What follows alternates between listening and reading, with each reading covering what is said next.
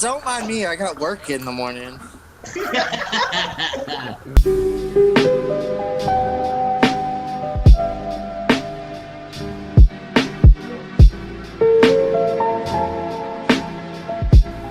Hey everybody, welcome to the Stock Car Spectacle.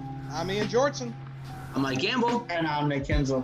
And as you can see, we got a packed house today. We got the Dega Infield Trailer Park Boys joining us. We got Connor Bunn, Dakota Rutledge, and Dalton Good joining us on the show. How you boys doing? What's going on? What's up? Heyo. We got the whole squad today, boys. Let's go. DITPB, baby, let's go. Yes, sir. All right, guys, so now I want to get a little background of everyone. So let's talk about how you got into NASCAR, who your favorite driver is, and just anything around that. So Connor Bunn, let's start off with you, bud. So, Connor Bunn, one half of the Fellow Lead podcast. I got into NASCAR, I'd say around 15 years ago, 2006, 7, around then. Started becoming a fan. Jeff Gordon was my driver for the brief stint I started out with, and then Kyle Busch has been my driver ever since. Kind of a down year to say that, but we're still rocking with Kyle. Today's the 5-year anniversary since he won his first championship. So yeah, that's who I am, and yeah. All right, Dakota. Hey, what's up, everybody? Dakota Rutledge, aka NASCAR Baby, coming at you live from the man cave. You know, I'm an up-and-comer Twitter icon right behind Dalton Good. You got a long way to go. Your little show on YouTube called At the Line. It's okay. We just, we run it. I went to my first race in 2001. Kevin Harvick won it. I've been a little fan since. I think 2005, I changed my hats to the Goodwrench Chevrolet, and I've been with the team ever since.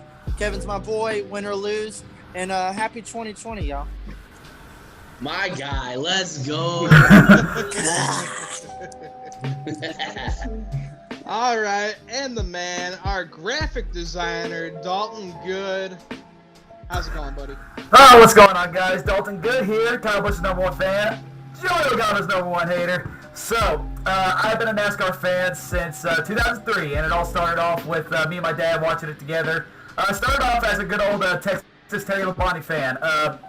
When I was little, I used to love that number 5 Kellogg's Frosted Flakes machine. And, of course, I started rooting for Terry, late in his career. He was getting ready for retirement about 2 to 3 years later.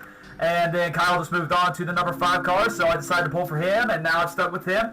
So that's how I got into it. All right. And let's kind of reintroduce ourselves again. Mike, why don't you talk about your origins of NASCAR?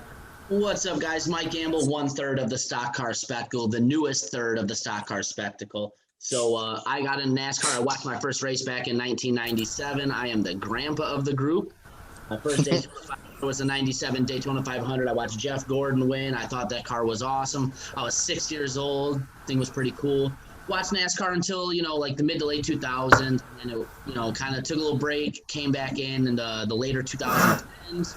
Started watching with this guy right here, Nick.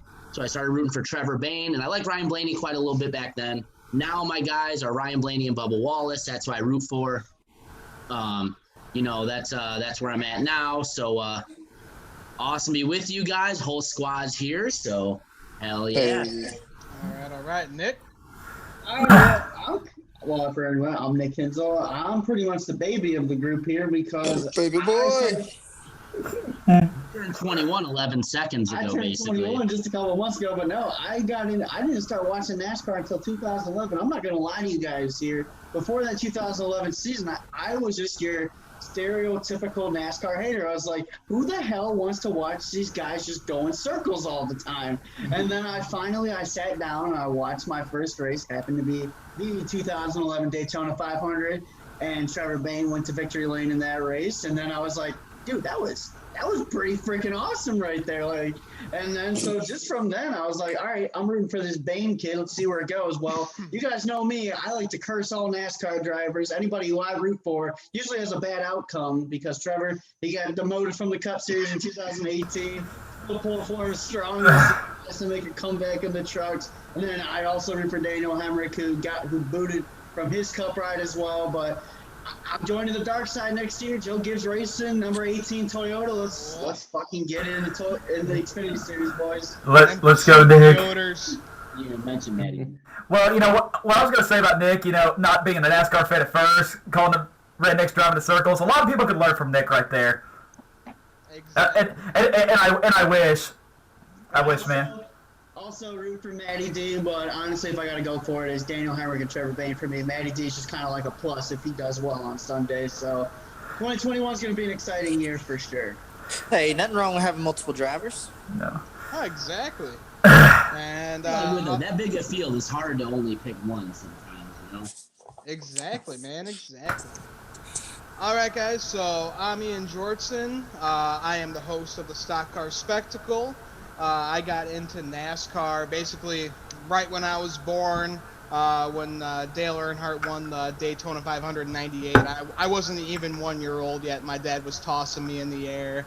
My earliest memory of NASCAR is actually watching the race where Dale Earnhardt died, so that was pretty memorable to me. And then after that, you know, I started rooting for Dale Jr. and Kevin Harvick, and then down the road, I started following Kurt Busch a little bit, and then fell out of it around the 2012 season when I got into high school because everyone around me kind of was like, NASCAR is like a redneck sport, and I just kind of wanted to fit in with everyone, so I kind of fell out for a couple of years, got back at the end of the 2014 season, just in time to watch Kevin Harvick get that championship, and then I was right back into it, so yeah, so I'm a big Kevin Harvick fan. I like Kurt Busch and huge Noah Gragson fan. So. And then I met Ian in just a random college class, and he noticed me wearing a Daniel Henry Bass Pro Shop hat, and that's kind of how the Stock Car Spectacle started. Hey.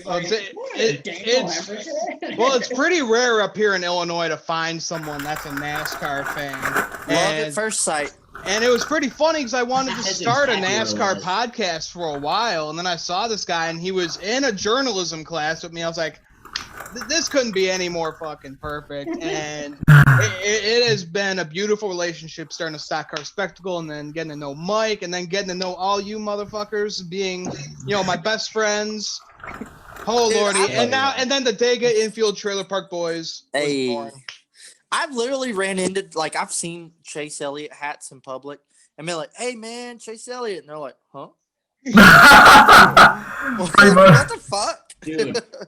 Hey, Ian's right, though. Like, you see some people out by us in the Chicagoland area wearing some NASCAR stuff. It's like seeing a unicorn. Like, it's Yeah. super rare. And then, like, you said, hey, man, like, you like NASCAR too? Yeah. I Yeah, always right. see y'all pictures. I'll be like, NASCAR in the wild.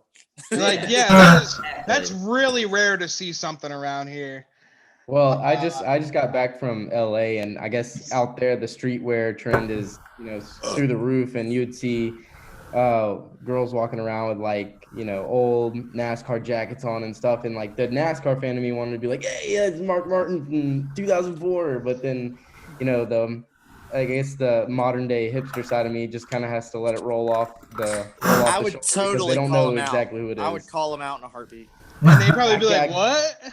I can't. It wouldn't make sense to them. They wouldn't understand it. What were they wearing? Like the Viagra jacket? They were. So I did see a girl on Melrose. She was wearing a Viagra jacket. I saw this girl on Melrose. She was wearing a Casey Kane Dodge jacket. It was probably from like 2004 or 5 as well. So yeah, it was literally. There's a lot of Dale Jr. Apparel over there at the flea markets and stuff. So yeah, the NASCAR vintage culture is definitely popping out west, but they just Dalton, don't what understand the it. fuck? Who's popping popcorn? I'm sorry, Connor. Dalton's being a little dickhead. Shut up, Dakota. I'll get him We back hear later. you eating your candy. Let me eat in peace. Like fucking taking a die-cast. Yeah. Sorry, guys. I was playing with my He's holding the cores. 164 500 over there on his desktop. Oh, chug a beer like a real man instead of chugging M&Ms, man. I got work in the morning, bro. Nick Leahy. We all got work tomorrow, you bitch. Nick Leahy over there likes to get wasted, so. Don't mind me. I got work in the morning. Hell yes. Connor, I regret your recruitment to this freaking dumpster fire of a group chat. Dalton, I own 40% of you. Hey, I know you do. Stand down, sir. Stand down.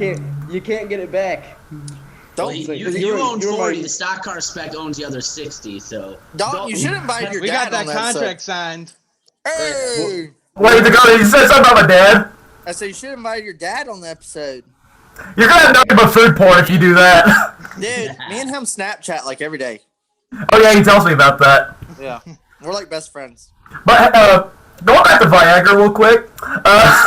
So I mean, you were not a real NASCAR fan if you didn't sing that Viagra theme song when you were a kid during the NASCAR commercials. Jesus, Dalton, what are you even See, talking unfortunately, about? I became a fan when Viagra was like freshly as they like kind of left the sport, so I never They went saw to the Pfizer. Viagra. It was like Pfizer or Yeah. some shit. Yeah, I well, remember Pfizer when I and was a kid, Stins. you couldn't even buy the Mark Martin 164s of Viagra. Yeah. Pfizer. Yeah. Like, it was, I'm a Mark Martin so fan. it I wasn't like a thing. I like Mark Martin and I like Ricky Rudd, but like I was just kind of like, yeah, I hope they do good. But like I didn't know what the fuck Viagra was. I was like, yeah, cool. I didn't either, but it was a long kept secret. Hell yeah, let's get this thing started, Ian. Yeah. All right, guys. Before we get into the show, I just want to mention that we do have Stock Car Spectacle merch out now. You can check us out on Teespring. The link will be in the description below. We got T-shirts, sweatpants, face masks, iPhone cases, pillows, and coffee mugs. We got a wide variety of stuff, so make sure you guys go to teespring.com. You got goddamn pillowcases? Yes, we do. Not Shit. pillowcases, but pillows. So you know what, Dakota? When you go to bed, you can think, "Oh, Gambler 23" with your head on the pillow. You know. I want to get me a T-shirt or a hoodie or something, man. I gotta get me something rep down here. Yeah, man. You gotta Hell check yeah. out the store. You guys gotta get some sweatshirts, get some stickers. We even got some socks. So make sure you guys go to teespring.com. Oh, Stock Car shit. Spectacle.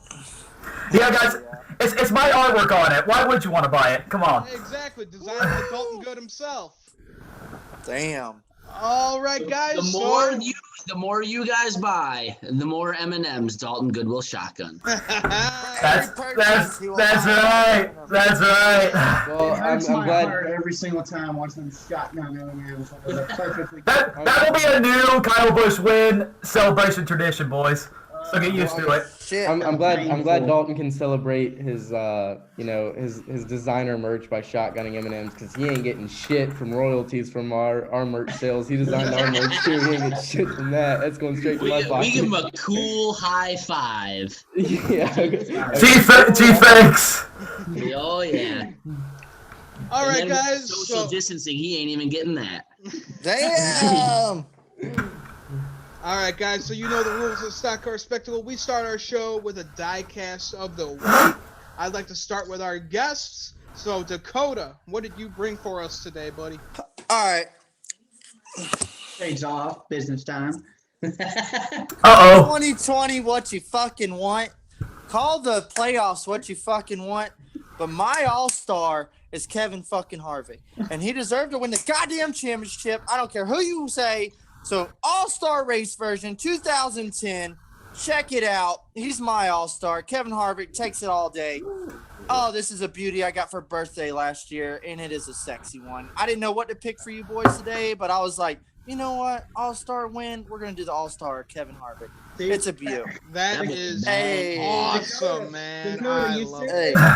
Dakota, you say Kevin Harvick deserved the championship, but I recall in the group chat about 1,000 times you said that anyone lose in the playoffs.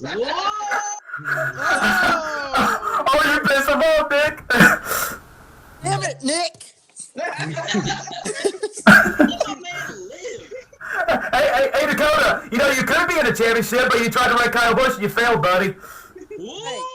You know what? Wow. Fuck Wow. NASCAR. I blame them for that. Oh, no, it's NASCAR's fault. Fuck them for letting them race in the fucking rain. Oh, no. Oh, yeah, blame Steve O'Donnell. Blame Steve O'Donnell all you want to. That's a good excuse. Oh. What did I do? I'm still not over. I still can't believe that. Hey, got God fucking bless eliminated. Chase Elliott. Yeah. Yeah, it's cool fucking chase. God bless I mean, Clyde. we're gonna be getting into that more. Okay, Oh, so Connor, shit. what'd you bring for the diecast of the week, bud? So my diecast is probably something that we hadn't already seen on Stock Car Spectacle before. Granted, because I only have 3 of my diecast actually over here at my apartment. The rest Connor, are, what the fuck? The rest are back at our studio. What do you want me to do, bro? So I brought out the classic Days of Thunder William Byron 2019 Darlington diecast. This one always sticks out to me from my collection. So I figured Dalton was gonna bring a Kyle Busch diecast, so I just went ahead and grabbed something a little different. That's all I have, man. Yeah. And just like Cole Trickle, William Byron hit everything this year but the pace cars. Mm. And I thought that was- Damn. I thought that was Ryan. I thought that was Ryan Priest, because Connor said that in the group chat. Yeah, Ryan Damn. Priest, man. If there was anything to hit out there on the racetrack, I mean, I'm pretty sure he went through the infield a couple times too. So Priest had quite the hell of a year. Yeah, he did. All right, Dalton, what'd you bring for us, bud? Well, boys, today is a special day. On this day, 5 years ago, Kyle Busch brought home his first career NASCAR Cup Series championship. And by the way, for those of you who don't know, I actually attended this race in Homestead 2015. I wasn't supposed to be there, but my mom made a promise to me saying that, hey, Dalton, if Kyle makes the championship 4, I'm taking you to Homestead. We're going to go watch him win the championship. And sure enough, I got to watch Kyle Busch pull off the ultimate comeback in 2015. And I thought I'd bring out my biggest W of 2020, even though this has been a horrible year. The 2015 championship diecast from Homestead. Got to get this autographed. So, all psychopaths on eBay wanted to sell this for about, I don't know, $1,000, $300, $500, you name it. Got this for $150 thanks to a fellow Brad Kozlowski fan that follows me on Twitter. Thank you very much. So, yeah, there's my diecast of the week, boys. Very nice, man. Very nice. All right, Mike, what'd you bring for Jesus. us? All right, guys. You know, 2020 was a crazy year. Got started with, obviously we had COVID and all the craziness that goes through. I feel like one thing that was a precursor to COVID, people forget, the late, great Kobe Bryant passed away. My favorite driver, Ryan Blaney, ran a Kobe Bryant paint scheme. So I figured I'd bring that bad boy on the show. The body armor, Kobe Bryant, Ryan Blaney car. It's a bad boy right there. My favorite Blaney scheme. he's Nice, ever run, bro. Hands down. Dude, he was supposed to win that race, and then the tire tore apart. He should have Yeah. won that He race. didn't get Yeah. in that race. You can say that for about 6 races for Ryan Blaney this year. Yeah, add that to the list. All right, Nick, what'd you bring for us, bud? Well, we talk about kind of holy grail diecast for our collections. So I'm busting out the 2012 Trevor Bayne Leonard Wood Hall of Fame induction car, signed by T. Bayne himself. It is the Color Pro. You just shit on eBay for about $270, $300. I won it at an auction for about $30, so I call that a steal. I have about 2 cars that I consider holy grail diecast in my collection, and this is definitely one of them. So, yeah. Nice. How many more Holy Grails you got to buy for this Black Friday? Dude, I'm very nervous for Black Friday with my Me too. wallet. I'm not even Oh, gonna Lord. look at it. Went 8 cars deep last year, so we're gonna do everything we can to prevent him to go that hard again. eight cars. Yeah, I'm not even gonna fucking look at it this year. At least you saved me $30 for my win pick money. Thank you, boys. $150. Y'all make a Toyota dealership $150 richer. Congratulations. It hurt my soul to have to pay Dalton Good $30. I just told him to stop bugging me when the message to him was quit bugging me. Rit? Shit I gotta pay for, and then Dalton's annoying my ass every day. Where's my money? Where's my money? Where's my money? I gave you till Daytona 500. I'm gonna start charging late fees. What is the library? Yeah, well, All right, guys. So for my diecast of the week, 2020 started off strong. I gotta go with Noah Gregson's Daytona win from in February. Just an absolute beauty. You gotta admire this Fast Pro scheme. This is one of the best looking paint schemes of 2020, and he celebrated that race in style. That was awesome. It was He awesome didn't to see in do person. so. I was pretty disappointed in that respect. He usually climbs the fence and throws up. He didn't do that. It was pretty damn cool. Hey, man, he didn't puke and he didn't wreck his teammate to win the race, so it was a good start for him. It was really cool in person. I mean, I can concur. I was Yeah. also there in person. ew. No, it was a badass race all from start to finish. It was a great win for him. Absolutely. All right, guys. So we're gonna go over this wild 2020 season. We started off the season with a bang at the Clash. That was A bang. Yeah, that was an absolute wreck fest. And we had Eric Jones with a junked race car crossing the line to win the Hell of a goddamn race version. One hell of a race version, but holy crap, that was a demo derby right there. That was one of the worst Right. displays of stock car racing I think I've ever seen in my life right there. Jesus. Exactly. If 2020 was a NASCAR race, it would definitely be the 2020 Clash. Damn. Little did we know. Oh, yeah, right? And then started off crazy with Enfinger winning in a photo finish against Jordan Anderson. Cool of Jordan Anderson to get that second place finish at Daytona. That was his best ever Truck Series finish. Then, like we were just talking about, Noah Gragson picked up his first ever Xfinity Series win at Daytona, celebrating in some fashion. And then Hell yeah. this Daytona 500 was one to be remembered. Not for me. It feels Yeah. like it was like 5 years ago. It really does, Dakota. With all the shit that's happened this year, it feels like, just everything that's happened in the Daytona 500 just feels like it was a million years ago. Yeah, the Daytona 500 this year might want to be remembered, but not for me. Yeah. Yeah. Just short story. Don't ever use Hertz car rental, and make sure you plan ahead for rain delays. That's all I gotta say. It's crazy how many of us were at the same race and had none of those problems.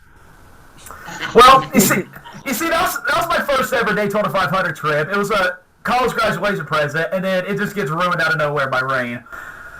So, Yeah, it's crazy. It's crazy that it was really blows my mind to think about is that we went down there and met Dakota and hung out with him the day before a little bit, and then the next day, it just so happens we're up in our seats, and then up comes Dalton and his mom, and it's probably sitting like three seats down from us, and we were 45 minutes away from driver intros, and Dalton was up there waving his Kyle Busch flag. Woo! Woo! This motherfucker's gonna Dalton strain does that himself to the out. grocery stores too, I bet. Yeah. you know what? I did during Bristol weekend. That is right. I was like, who is this kid? This kid is batshit crazy over Kyle Busch. we're not even in driver intros. This yet. guy's a fucking psycho. Yeah, so I was like, we were like Timothy and I, we were kind of just like watching them all throughout pre-race and stuff, and then the next day we're coming back for the rain delay. I was like, we got to get that Kyle Busch kid tomorrow, because we were wearing the same shirt. Mine was just a different color. I was like, we got to get that Kyle Busch kid tomorrow and just introduce ourselves to him, whatever. Well, Dalton didn't show up the next day, and so yeah, I know, we're just shaking our head. And so I'm just scrolling through Twitter a couple days later when I finally get home, and I see a viral tweet of what looks to be Kyle Busch's middle finger coming out the window at Joey Logano, and I'm like, I wonder who tweeted this, and I click on it, and it's Dalton Good. So it's kind of crazy how everything. It was came in full destiny. circle. It was destiny, yeah. It was. And that is the number one reason why I am in this group chat, even though I hate it sometimes. Connor Bunn, I just gotta say thank you to you and Timothy for recruiting me and making me into the social media star that I am today. I would not be where I am today if it wasn't for you two. I Baby bro remember this dog. kid. I remember I was messaging this kid and asked him to come on our podcast. He's like, I don't know, man. What do I do? I've never been on a podcast before, and I think Dalton. Look at him now. Well, podcast once a week now. see, it's always been like. Look at how big this loudmouth kid is now. You think He won't shut the hell up. 5 years ago. Wait, you see, I've never been on a podcast before, and it's always been my dream to be on a NASCAR podcast somewhere, and when Connor invited me, I'm like, well, number one, I never even heard of your show, and number two, what do I do? I don't know what the first thing to do is, but That was basically practice for all the podcast advice I got invited to later on this year. Yeah, so we're honored. So whenever, years down the road when people ask where'd you get your start, you can tell them Final Lead Podcast. the Lead Podcast sent you. Oh, 40% by Final Lead Podcast. 40%. So yeah, Daytona 500 started crazy. We had Dale Jr. waving the green flag to start the 2020 season. And it was pretty crazy. Ricky Stenhouse, he won the pole. Usually it's Hendrick Motorsports that starts up on that front row. Who? What do you mean, Sorry. who? I meant Ricky Stenhouse. Oh my god. Wait, like, what? Wait, you see, who all thought that Jimmy Johnson was going to get the pole for the Daytona 500 this year?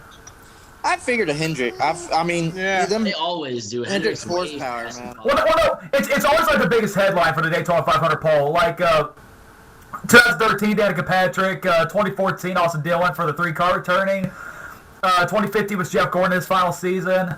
2016 was Dale Jr. Chase Elliott in his rookie season. And then Chase Elliott again, and then I thought it'd be the Jimmy Johnson for his final season, but no, he didn't get it. I'm gonna go on record and say it now, and I've said this on our podcast, and I've gotten like some backlash from it, but I'm calling it right now. 2021 Daytona 500 pole. P1 Kyle Larson, P2 Bubba Wallace. Oh, that'd be headlines. Yeah. Justice. Justice. It's always headlines in Daytona, so I'm calling it. Damn Yeah, it, boy. and then, it was a great race. Yes, it was, but after 20 laps of the race got stopped due to rain, and cars had to come back on That Monday. motherfucking Trump. Son of a bitch. Bull McDonald. It's his fault. It's his fucking fault that got rained out. Yeah, I had to go home. Thanks, Donald. Well, he's been that too. Old McDonald Trump got us fucked up. the 2 Daytona 500s, the 2001 Daytona 500 and this Daytona 500. So 2 pretty messed up Daytona 500s. I think Donald just needs to stay away from NASCAR. Too much bad shit Son of a happens. bitch. Due to recent events. Due to unforeseen circumstances. We had Kyle Busch starting off his season with a bang, with him blowing a tire and just gave Joey Logano the middle finger, which started Dalton Good's popularity on Twitter, getting all his Twitter clout. I gotta thank Dave Portnoy for retweeting that tweet, by the way. Imagine if that never happened. None of us would probably know Dalton. No, probably not. Dalton would be that guy with 65 followers. He's a crazy man yelling at the. I had 500 followers during that time, Mike. You're way off a little bit. Okay. Oh, sorry, big man. My bad. You need to learn how to count, bro. Okay. It's not about the girlfriends. It's about the followers. That's right. Who needs girlfriends when you got all this fame? Facts. All right, guys, and then Train wreck. There's no Joey way. Logano. There's no way you can put this out. We're not even 10 minutes. We're not even 500. We're never making it through this fucking episode. This show's in the Keep going. We're too drunk. We're too drunk. Let's just say that. You're not drunk. drunk. You What What are you, Drink drunk it. on diabetes with your And guys, the Daytona 500 was a wild one. Ended up with Ryan Newman getting spun by Ryan Blaney, who got loose behind him, and then he slammed into Corey LaJoie's car. And then Denny Hamlin won the race by less than 1/1000th of a Crinkles second over or here, something. man. Fucking crinkle bag Dalton over here, man. Fine, I'll stop. Alright. He's gonna lose his mind. Son of a bitch. Oh! Damn it, Dalton. I'm sorry. Dalton, I swear to God, I'm going to tell your father, you better settle down. My dad don't give a shit. Fuck you, Dakota. You'd be surprised, young man. You'd be surprised. Hey, Dakota said, Dalton, do I need to tell Santa? Oh, Ian, keep rolling. Keep rolling. So that was a wild way to start off the 2020 season. As a Ryan Blaney fan, I cannot believe he didn't win that race. When Newman spun across his nose, I didn't think there was any chance in hell that Denny didn't just get completely wrecked by him. It was like such a perfect storm to get through that and go on to win the race. That was such a crazy bang to start the season. Even cooler to watch Ryan Newman walk out a couple days later, holding his daughter's hands. That was a pretty incredible moment, pretty powerful thing to see out of NASCAR. Gotta say, it was a pretty powerful moment seeing Denny Hamlin win that Daytona 500 and enrich my pockets by $50. So. Dude, I was there. Look, I was there, and like you saw the chaos of Newman hitting the fence, and I was like, holy shit. You never even saw Hamlin pass Blaney. I thought I was there, and I was like, Ryan Blaney just won. Ryan Blaney just won. How awesome. And then they're like, hold up, folks. Denny Hamlin passes him at the line. And I'm like, who? Denny Hamlin? I was like, where the fuck did Denny Hamlin come from? He was in like fifth in the third corner. And then they go back and play the replay, and I was like, what the shit? Well, I just remember, again, it seems like it was ages ago, but this is way before we had the group chat going. I was texting Connor Bunn, like, dude, what's going on? I knew you guys were there. I was like, what is going on? He was sending me photos, all the black screens, everything. I was thoroughly convinced, based on the photos that he was sending me, that Ryan Newman had passed away. Like, that's how serious the whole scene looked. And you see that he just walked out under his own, power. A couple days later is absolutely incredible. Yeah, we sitting up in the stands. I mean, it's not every day that you see a driver take a race car to the dome piece and live through that. For one, I mean, as we were watching the end, I didn't even watch like the finish. Like as soon as Ryan got turned off the nose of the 12, my eyes were just on the 6 car, and every bit of it, and seeing him get hit that way, and it just looked like it was in slow motion. And I think like as soon as like he started to pick up in the air, my hands were like that. And it just so happens that his car comes to a rest right in front of us, and they're bringing out the black tarps and everything, and it just did not look good at all. And walking down from the stands or whatever, still I didn't know anything. I don't think really anybody else knew anything clearly, and you could hear people saying like whisperings like, "Oh, he passed," he's dead. And when they bring the tarps out, Timothy was telling me when they bring the tarps out, that usually means like they're dead or they're knocked out or something like that. So it was a pretty tense moment in Daytona. It was definitely quiet. You could hear pin drop, and it's not often that you can hear the cars, the street cars out on the road, walking from the stands, and you could hear the traffic and everything. I mean, it was just super quiet. So, dude, I remember driving home, like rubbing my forehead, like I think I saw Ryan Newman die. Like, yeah. So waking up the next what day, the hell?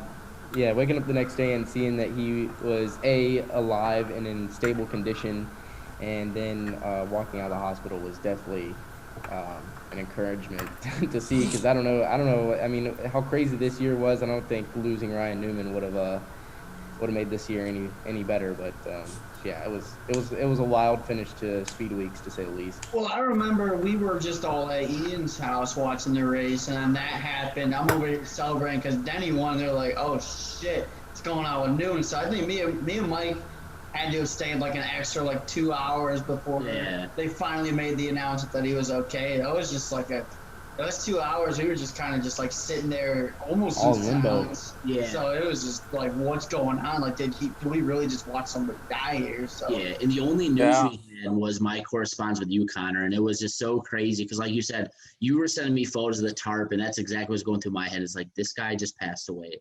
We just, for the first time since 2001, we saw a guy die at Daytona, and that's what it was, based on the wreck and everything, and the fact that it didn't happen, it's just nothing short of a miracle. Dude, being there was weird as shit, man. Like, I remember walking out, and nobody's like, woo, Daytona! Like, everybody's walking out just, like, looking at the ground, walking in their car, and nobody is saying a word. And it's, like, eerily quiet, and they're like, we will let y'all know if anything has happened. And everybody's just walking in their car, not saying shit. And it was, like, just this really weird, haunting. like, goosebumps, just fucking quiet. Yeah. So I remember that night very well. So I couldn't go back to Daytona, obviously, but I ended up watching the rest of the Daytona 500 at a bar in Universal Studios in Orlando. And there was a lot of people in that bar watching the rest of the Daytona 500. I got to watch the rest of it, before I had to get on the airport and head back home to Nashville. And then when that wreck happened, the whole entire bar just went completely silent, and they just stayed like that for a really long time. But then I remember as soon as the wreck happened, I had to go. And you see, I wasn't a NASCAR fan when Dale Earnhardt passed away, so I never know what it's like to watch someone die. And I was afraid for my life because as soon as the race was over, I had to get on the plane, and I went a whole hour and a half not knowing if Ryan Newman was okay or not. And I was just sitting on the plane for the whole hour and a half, just nervous as heck because I really did not want to check my phone as soon as I landed because I was just fearing for the worst. But I remember as soon as I landed, I logged on immediately just to see what all happened. And the first tweet I saw was from someone saying, thank goodness Ryan Newman was okay. And it was just a huge sigh of relief. And that just shows you how safe NASCAR's cars are. But, you still can't take these drivers' safety for granted, because, you can still get hurt. Bad things can still happen. But, we're just very lucky that we didn't have to suffer another 2001 Daytona 500. It's just so crazy to think that a bar they added to the safety of that car because of a wreck that Ryan Newman had prior in his career ended up being the thing that saved his life. Dude, destiny's a weird thing, man. For real. And to see that we haven't had a death since 2001, it's pretty remarkable with the safety in these cars. I just hope an in-race report. Kelly Clinchass. Kelly, what did you think of Ryan Newman's wreck in February? Chug the bush. I'm talking about that. It's chug the bush, shotgun the bush. It's open. Just drink it. Yeah. Sorry, guys. Kelly Clinchass tuning in live. Yay! Hey. What y'all talking about? We're talking about Daytona 500 and Ryan Newman's crazy crash. Ew, why? That's so sad. Because that's where we are. We've been in here an hour and a half, and that's how far we've made it in the season. I'm a little lit. I'm not gonna lie. And we're also I'm not drunk. We're also talking about, Felicia, how awesome that Proper 12 T-shirt is because we're real big fans in Chicago of that man, the myth, the legend, Conor McGregor. I can't wait to bet against him, though. Yeah, listen to this bullshit. Yeah, boys. Kelly Clinchass. She's been to a race or two in her day. She's going to the Daytona 500 in 2021. I'm gonna take her. Why you put the quotes on it like Now that? she's drinking the liquor. Because she went to one when she was younger, she thinks, but she doesn't know. Did you take a shot on TV? TV, man, we ain't that Syndicate big. She said show, she's Kelly sorry, Clinchass. Ian. She's sorry, Ian. He's on the Pound liquor. that liquor. He said. We got a whole lot No, of I liquor did. ladies I up went in to here. one when I was like 8 years old. I just don't remember. Who won? I don't know. You See, crazy that's why she's going to her first Daytona 500 next year. First. Yeah. Yeah, but you Big put the day- quotes on big Daytona day. 500 like you were taking her to something else, passing off like it's a Daytona 500. Her grandpa took her to Daytona. She doesn't know when it was. I wasn't there, man. I don't know. Yeah, but I thought you'd be like, hey, her first. But you're like, her first Daytona 500. Hey, man, she done been to a bunch of races. I've been dragging her for years. We actually got engaged at Daytona. That's the way to do it right there. Babe, describe your experience. I was very drunk. I don't know. All right. Tuning in live. He's I like, said who the yes, fuck but is she this was kinda guy? cute. I don't That I just agreed to marry. It was the Dale Earnhardt shirt. She It said, wasn't me, it was the Dale Earnhardt yes. shirt. I had on a Dale Earnhardt shirt. So did I. It was meant to be. All right, let's get on. Denny Hamlin wins the She said, Daytona will 500. you be the intimidator to my number 3 She hates- Good Ranch? She hates Denny Hamlin. I hate Denny Hamlin. You ever have somebody in your life and you see their face and you just want to punch it? That's how Dalton. I See, that's me with Dalton. Kyle Bush. What? No. then you understand. Every time I see his face, I just want to like sock him one. Yep. Do it. Live, Do Kelly it Clinchass. right now. We need the ratings. Oh, man. That's mid-race report. Kelly Clinchass. Thank you, Kelly Clinchass. All right, guys. Race 2 of Leave it 36. alone. We've made it Yes. through one race down. All right, we're not going to be talking about every race here. Let's skip over to Auto Club. We had Harrison Burton getting his first ever Xfinity Series win. The son of Jeff Burton getting that done at Auto Club Speedway. So that was pretty cool. And then at Auto Club, they gave Jimmy Johnson the 4-wide salute for his That was final race. badass. For his final race at his home track, and then he had his family waving the green flag. And then Alex Bowman ended up winning that race to get his second career Cup Series win. So pretty Ryan memorable Blaney weekend robbery. over at the Auto Club. Yeah, real sweet Ryan Blaney robbery. You know, Todd Gordon.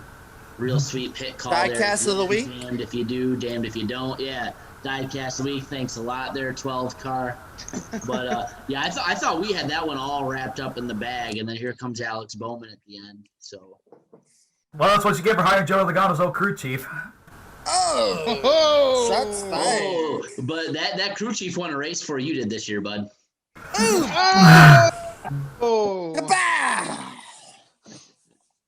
I believe. All right, guys, and then It was a great race. Then we head over to Phoenix to end the The last race West. before the world went fucking crazy. Yep, Yeah, pretty. Life as we This was know the it. last pre-COVID race. yep. And Joey Logano, he went to hold off Kevin Harvick to get his second win of the season, and Gross. then the world went dark after that. All Bravo, Joey Logano. It's probably because Joey Logano won. That's why the whole world went dark. Exactly. Thank you, Joey Damn, Logano. y'all. Damn, y'all. But Joey Logano is the coronavirus. Oh my God. He's got kids. I don't care. Kid. They must be starving because he has to put food on the table for him every week. Holy shit. I mean, he made more money than Kyle this year, probably. He's still got a starving kid, bro. Hey, he's got 2 kids. Shit. That was fun, man. all right, let's stop talking about the driver's goddamn kids here. All right, guys. So we entered the His code. work cut out for him, and he knows, like, my God damn it. let's say Joey Logano wins, we go into COVID break, and then we all meet each other and become the Talladega Infield champions. Hey, yeah. I just remember Yeah! the week of that Atlanta race before it got postponed.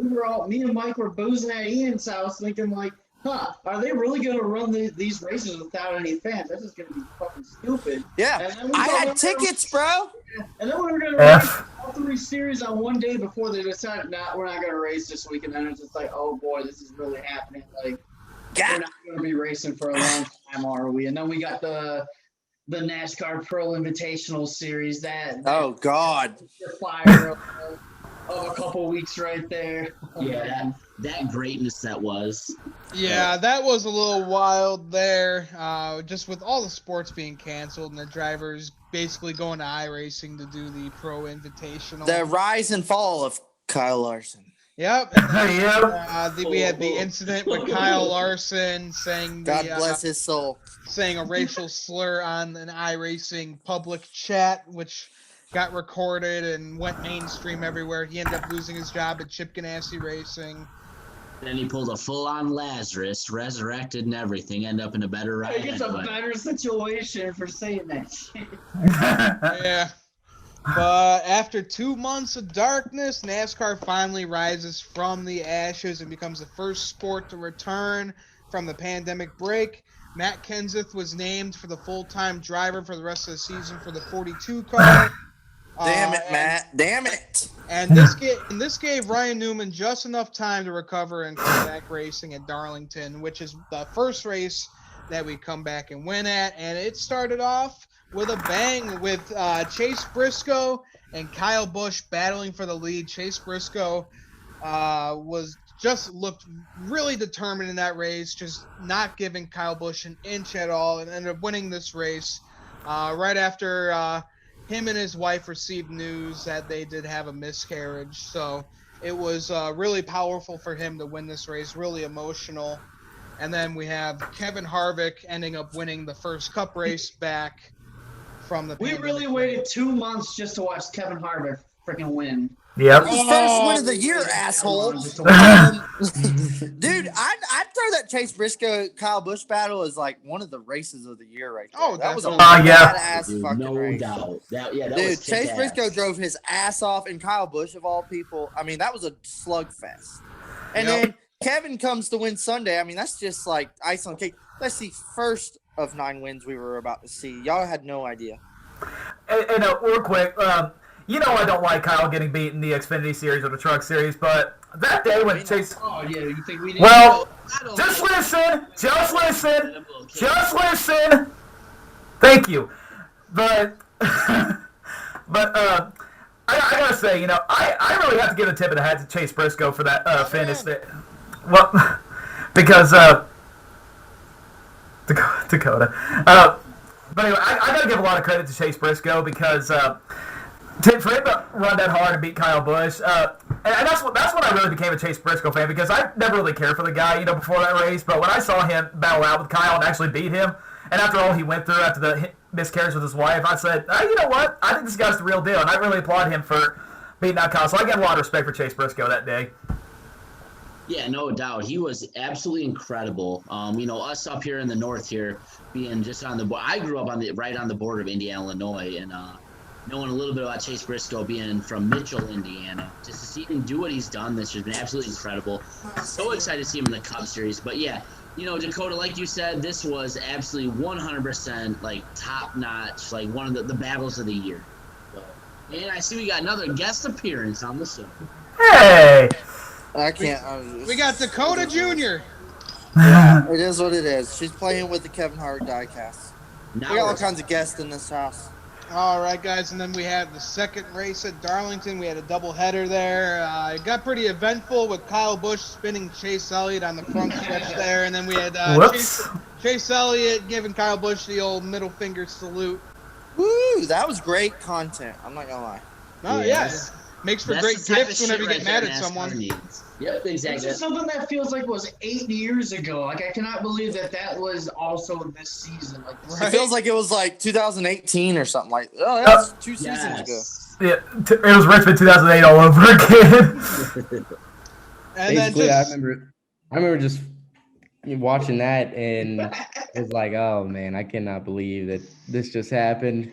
And so from there, I should have known it was going to be a long season for not only Kyle Busch fans, but for Kyle Busch in general. And I think it's kind of cool how it came out in full circle that Chase Elliott was able to grab the championship. Much deserved. And yeah, but I remember messaging Dalton that night, and Dalton was fighting off Twitter haters left and right. Here's the thing. I knew Kyle Busch messed up completely right there. I knew it was all his fault. So I just wasn't going to say anything. I was like, okay, bye, Twitter. I'm just going to log off.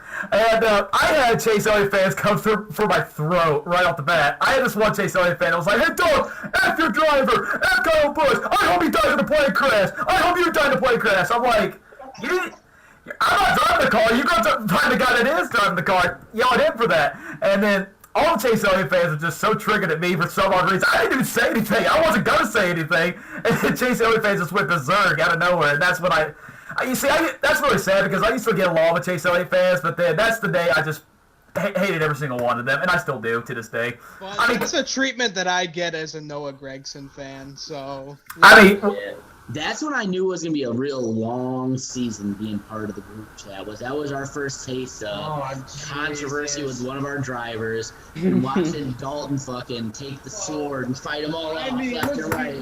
Those first couple races with the whole Dega Infield Trailer Park Boys, those were something. Yeah. We had Connor and Dalton, they were just going off. I was about to throw up. You don't know what we and Connor went through, okay?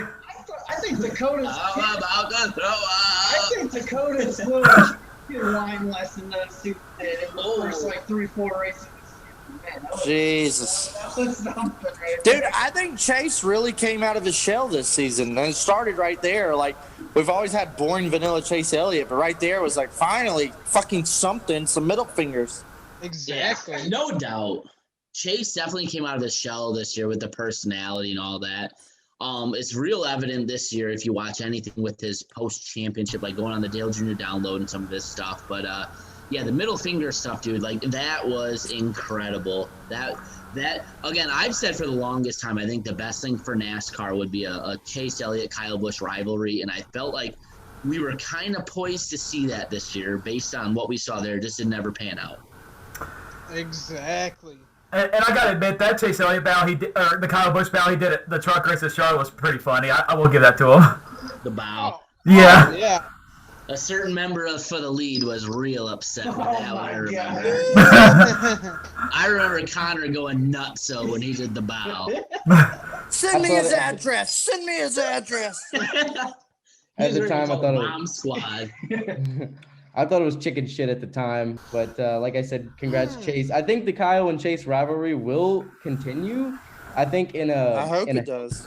I hope me too, and I hope it's in a healthier sense of like, just really good battles on the racetrack. I hope it doesn't result in, wrecking one another. Obviously, I don't think Chase nor Kyle are the type of drivers to just flat out wreck one another. So I hope it ends up being like a Kyle and Kyle battle, which I think we'll see more of that this coming up year too. I know we'll get into that later, but I think there's going to be more Kyle and Kyle battles, and I think there's going to be a lot of Chase and Kyle battles coming up as well. Yeah, I agree. Ooh, I think this year was a precursor to what we're going to see for the next couple of years. I feel like, this was like the passing of the guard from like Kyle Busch and Kevin Harvick and those guys, like being the dominant force of like, hey, like Ryan Blaney, Kevin, or Chase Elliott, like, hey man, like we're the next group coming through, and to see Chase win a championship kind of solidifies that. Like, by no means whatsoever, guys like Kyle Busch and Kevin Harvick done. Like, they're going to continue to win multiple races and just dominate. There's no more stop fights. Time. Guess what? It's Really? definitely the Young Bucks coming through. They're real. Yeah, And we're going to hit a tipping point Pull here. the And I chair. felt like 2020 was the start of that tipping point. I agree. Absolutely. All right, and then this race ended off in the 2020 fashion of ending in rain.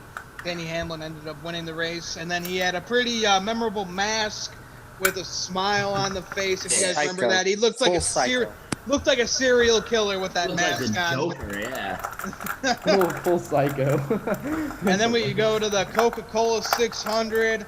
Chase Elliott making a terrible pit stop with Alan Gustafson's terrible call. Basically gives Brad Keselowski the win, but it was pretty awesome because that was possibly the final win for Miller Lite on the 2 car. And not only was it their last race, but then that was one badass Miller Lite scheme once again. So I hope it's not the end for them. I hope they reconsider and find a way to come back to NASCAR, because those cars are absolutely iconic, going back to Rusty Wallace and Kurt Busch and everything in between. And we would really love to see them stay in the sport. But if that's the way to go out, that's one way to do it for sure. Getting a big dub in one of the crown jewel races for the sport. Man, and going back to that Coke 600 race, that was probably one of the most boring races all season. Probably one of the most boring races I've seen since watching like Martin Truex and Kyle Busch dominate that race a couple of years back. Like Chase and Alan Gustafson screwing up that pit call is what made that race what it was, giving Keselowski the win right there. Because I even remember in the group chat we were just talking about how god awful boring that race was. Except for Dakota. Except for Dakota. The car could be, like, Kevin Harvick could be leading by, like, 8 laps and it'd be like, this is the best shit I've seen all year, man. And he knows it. And he knows it. Not only that, but I feel like the Coke 600 seems so short this year. Usually every year it seems like a 600-mile race, like a really long marathon. But this year, for some reason, I just remember watching and it seems so short. This And was I- technically the longest NASCAR race ever. Technically, yeah, with the rain delay and everything, yeah. Well, So I don't no, know. I and don't know why with them it's- going into overtime with just the more laps they had to add to it.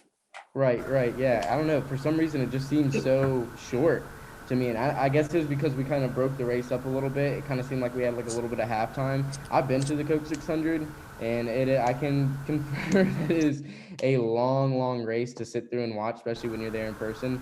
But yeah, I mean, just all things considered. Yeah, we were supposed to go to the Coke 600 this year, pre-Rona. And we had a buddy lined up. We were going to get tickets and stay at his house and everything. And then when Rona hit, it was just like, yeah, fuck Coke 600. Yeah. It didn't feel like a Coca-Cola 600 this year, mostly because we didn't have the Monaco Grand Prix and the Indy 500 running on the same day, so it just didn't feel like a normal Coke 600 Memorial Day, greatest day in motorsports weekend to me. Hopefully next year we'll finally have both of them back on the same day, and it'll feel like a real Memorial Day weekend again. Right. Yeah, absolutely. Connor and I are the resident F1 fans of the Dega Infield Trailer Park Boys, and he'll tell you firsthand, because I know I felt it, not waking up at 6 in the morning to watch Monaco was like something like out of like the Twilight Zone. Just didn't even feel real. Right. So Y'all want to go watch something more entertaining? You guys could have just woken up at 6 a.m. to go watch traffic on like I-355 North heading into the city or something like that. or we could watch West Virginia football, but whatever. Hey, that's pretty. Yeah. They're pretty good this year. Must be nice. I remember I was particularly upset because I'm a new F1 fan, and so I had watched Monaco here and there, have seen highlights of the race, but I never got the feel of waking up early and watching it like I've done with a lot of F1 races this year. So I was particularly excited to wake up and be able to watch that race just because it's one like none other, just like how we have a few of those on the NASCAR schedule. But not having Monaco this year was a real big bummer, and honestly from that it just kind of threw a big wrench into the day, and not having the pre-race stuff for the Coke 600. Usually we're used to seeing a lot of fans, a lot of big pre-race, and with our active military and those who had served, and we didn't have that this year. It's kind of just show up, take your COVID test, and strap in the race car, and it was also new to us at that point too. It was only a couple races into our new schedule, so it seemed so odd and just off. I don't know. Maybe it was just the atmosphere of the race that was just off that caused it to just be a huge bummer. Right. No, I felt the same. I've grown up being a big fan of waking up early to watch Monaco, being an F1 fan, and I'm a big IndyCar guy too. You guys know me. I'm a big Alexander Rossi fan. We were born Let's go, Rossi. Yeah, Rossi's my boy. Like I said, we were born one day apart. I root for him. I ride and die with him. And to not watch Monaco into the Indy 500, into the 600, man, it was just such a weird day. And guys, would you say redemption for Chase Elliott? He went on to win the second race at Charlotte, getting his first win of 2020. So a lot of people looked at Alan Gustafson, that he was kind of a bad crew chief, but it worked out for them in the second race. Huge rebound for Chase, and I think a lot of people, including myself, thought him getting spun by Kyle at Darlington was kind of the turning point of his season. But not only did these two incidents really help him, I think this bounce back race really put a lot of confidence in Chase, that he could bounce back and win races. I think if anything this year out of Chase, we saw that he could take his car no matter how good it was and get it to that next level and push the envelope over the edge.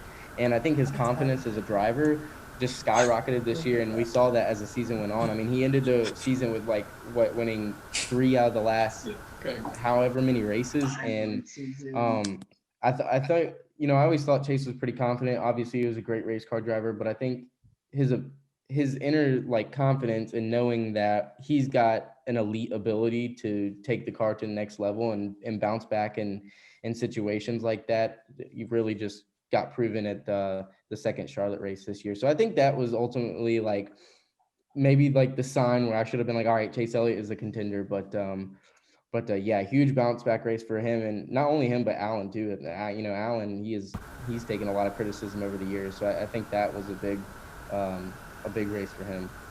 Yeah, I agree. That was incredibly well said. I feel like Alan Gustafson took a lot of shit that he really didn't need to take based on what happened. I was goofing around earlier with the Todd Gordon Call It Auto Club. You're really put in a situation, which Alan Gustafson was earlier too, where you're damned if you do, damned if you don't. No matter what you do, everyone's going to take the opposite strategy just because they can. So Right. Really tough to kind of put that on him. And I agree wholeheartedly. Looking back on the season now, when it comes to the Chase Elliott thing, it's almost like that fight or flight reaction. Everything that happened with him and Kyle and all the adversities, you can either run away or be stronger because of it. And Chase Elliott really rose to the occasion. Is you know what, this is gonna be my season, and he really ran with it from that incident with Kyle on, and I agree kind of wholeheartedly. That's a really good turning point in the season. Everything that's happened since that, Chase really did what he had to do from that point on to to get this championship. And every time from there on out, we've always heard the stuff with Chase, like, he gets to the round 8 or whatever, but he can't get it done. And this was the first time in a long time where it's like, you know what? He was clutch all the way through. So I feel like that's a really big turning point. And I feel like I agree with you 100% for that. Right, and like from the beginning of the season, seeing how good he was and how fast Chevy was as a whole when they, we dropped the green flag in Daytona. I think once Chase got a win under his belt, him and Allen and, the whole crew was like, okay, well, we've got something here. Let's not expend it. Let's not win 9 races in the regular season and not come up clutch at the end. So let's sit on what let's sit on what we have here, and let's work on it and develop it and really push it out when we need it. So I think they did a really good job of that. And he kind of he bamboozled us all, because over the last few years, we've seen 1 or 2 drivers or 3 go out and win the most races, and that's how you knew who was going to win the championship. You dated all the way back to 2017 when Truex had that championship season. 2018 you had the big 3 and me, and 2019 it was just Toyotas, and guess what? A Toyota won the championship. I don't think anybody really expected Chase Elliott to win the championship. Yeah, the 9 car, he's going to be a threat. As being the leader of that whole Hendrick organization, he's going to be a threat. But I think they, I think they tricked us all, and going into the playoffs, they're like, all right, we've got some cards that we haven't shown yet, and once the round 8 hit, they really turned it up. So kudos to them. The thing about Chase is you can't even blame the format for that championship. I know we'll talk more about it later. Chase Elliott and all the other old Chase formats and all the other old playoff formats, he's still your champion. Kevin Harvick would not be your champion. So for Kevin Harvick, he went out and dominated that regular season, and when it came time to play for the title, he did not perform, and that's I bashed this playoff format. 100% true. I bashed this playoff format for a long time, but really when it comes down to, like, the best team in baseball doesn't always win the World Series, best team in the NBA doesn't always win the title over there. Like, you gotta perform when it's time to perform, and that's what Chase Elliott pretty much did. See, I kind of want to say something about how Kevin Harvick performed with this final round, because if you think about it, round of 8, he just had the worst freaking luck. The 3 worst. You start off with Kansas, and he was fighting with Joey Logano, and he could not get around him because we had this terrible horsepower package, and Dirty Air was just fighting him. Could not get past him. Obviously, we all knew Kevin Harvick had the fastest car. Then we go on to Texas. They let them restart in the rain. Kevin Harvick was leading. He obviously had the clean air. Missed, whatever. And he slammed the ball because it was wet. And then he had a terrible race. And then he got screwed over by Matt Kenseth at Martinsville. Well, he just sucked at Martinsville. He had no speed at Martinsville. Yeah, you choked on that. Yeah, you sucked on trying to wreck Kyle Busch, and you failed miserably. Either way, I wouldn't say it was all performance. I just say it's more bad luck with what happened to Kevin Harvick. Well, his car was terrible. Here's the thing: if Kevin passes Logano, he's in the Final 4. If Kevin doesn't hit the wall at Texas, he's probably going to finish top 10, top 5, or win the race in the Final 4. However Martinsville goes, he's probably already in the Final 4. Either fucking way, he sucks at Phoenix and doesn't beat either of the top 4 and doesn't win the championship anyway. Dakota, like, the thing you got to think about is that when you kind of make the Phoenix race without being in championship contention, it's like you kind of don't care anymore. It's kind of like, what am I fighting for? Yeah, exactly. I mean, like, how did we go from Charlotte 2 to fucking Phoenix? You know what? I really don't know. We just kind of made that leap. We were talking about I just was like, wait, why am I talking about Phoenix? I think we all just kind of need to just kind of rewind a little bit. We're not even halfway through the season, I think. Oh man, this is a long episode, but guys, we're going into the Bristol Spring Race right now. Yeah, we made a big leap right there. But we saw that controversial win with Noah Gragson bumping and banging with his teammate Justin Allgaier to get that second win. That's a nice way to put it, bud. But that's to put it nicely. Nick bumping and banging him into the 4th row by the hot dog vendor, you know. Yeah, but, Nick can attest to it. He was there hanging out with me, and I was just jumping up and down like, yeah! I was Motherfucker, watching Ian celebrate, and I was also watching the group chat just roast the shit out of Noah Gregson. I was like, where do I stand in this? Do I be happy for Ian that Gregson won, or do I agree with the group that Gregson dumped his teammates over? I mean, he did. But you know what? I don't give a fuck what people say. He's got shades of Dale Earnhardt in him, where it's just like, you're in my way, I'm gonna get you out of my way so I can move up. So, you know what? Dale Earnhart didn't have friends. Noah Gregson's not gonna have friends. I don't really give a fuck. This guy's a fucking driver. That's why I love that guy. All right. And then we go to the Cup Series race, and we had Chase Elliott just basically doing a full-on yeet into Joey Logano, and basically opening the door for Brad Keselowski to get his second win of the season. Thanks, Chase Elliott. I'd mark that as race of the year almost. Yeah. Great ass Yeah. pistol race. Other than Ryan Great pistol Blaney's race. ass. Yeah, I couldn't even be there. That's what sucks. Well, the thing that was funny is that all the Chase fans that were pissed off about With the they're so pissed out about Darlington and shit like that, and then Chase goes out and he just fucking runs straight into Logano. He knows what he's doing going into that turn. They're just like, oh, I don't see any problem with that. So like Dalton said, them Chase fans, they're so Typical Chase fans. That's what I'm telling y'all. Well, I will say this though. We talk about a lot of big Chase Elliott moments this year. I also thought that was a big moment too, because over the last few years we've seen Chase Elliott kind of get bullied out of the way and stuff like that. And we've just been used to seeing him get bullied. I mean, everybody remembers the Denny Hamlin-Martinsville incident. So I think that was also big, and that was coming off of Chase's win and right off of the Kyle Busch Darlington incident. I think that kind of proved like I don't care. Like, I'm gonna do what it takes to win. If I take you out, then I take you out too. And I think we never really saw that from Chase Elliott previous to Bristol. It was always kind of he was gonna race you completely clean. He was almost like the second coming of Truex. He was gonna race you almost too clean. And so I think Bristol #1 out of 3. He really kind of proved like I don't care. I'm gonna try and win the race, and if I end up wrecked, then I end up wrecked. So I gotta give it hats off to Chase Elliott. Spot on for Chase Elliott. Spot off for his fan base. But you're gonna have to take that as it comes throughout the next 15 years of his career.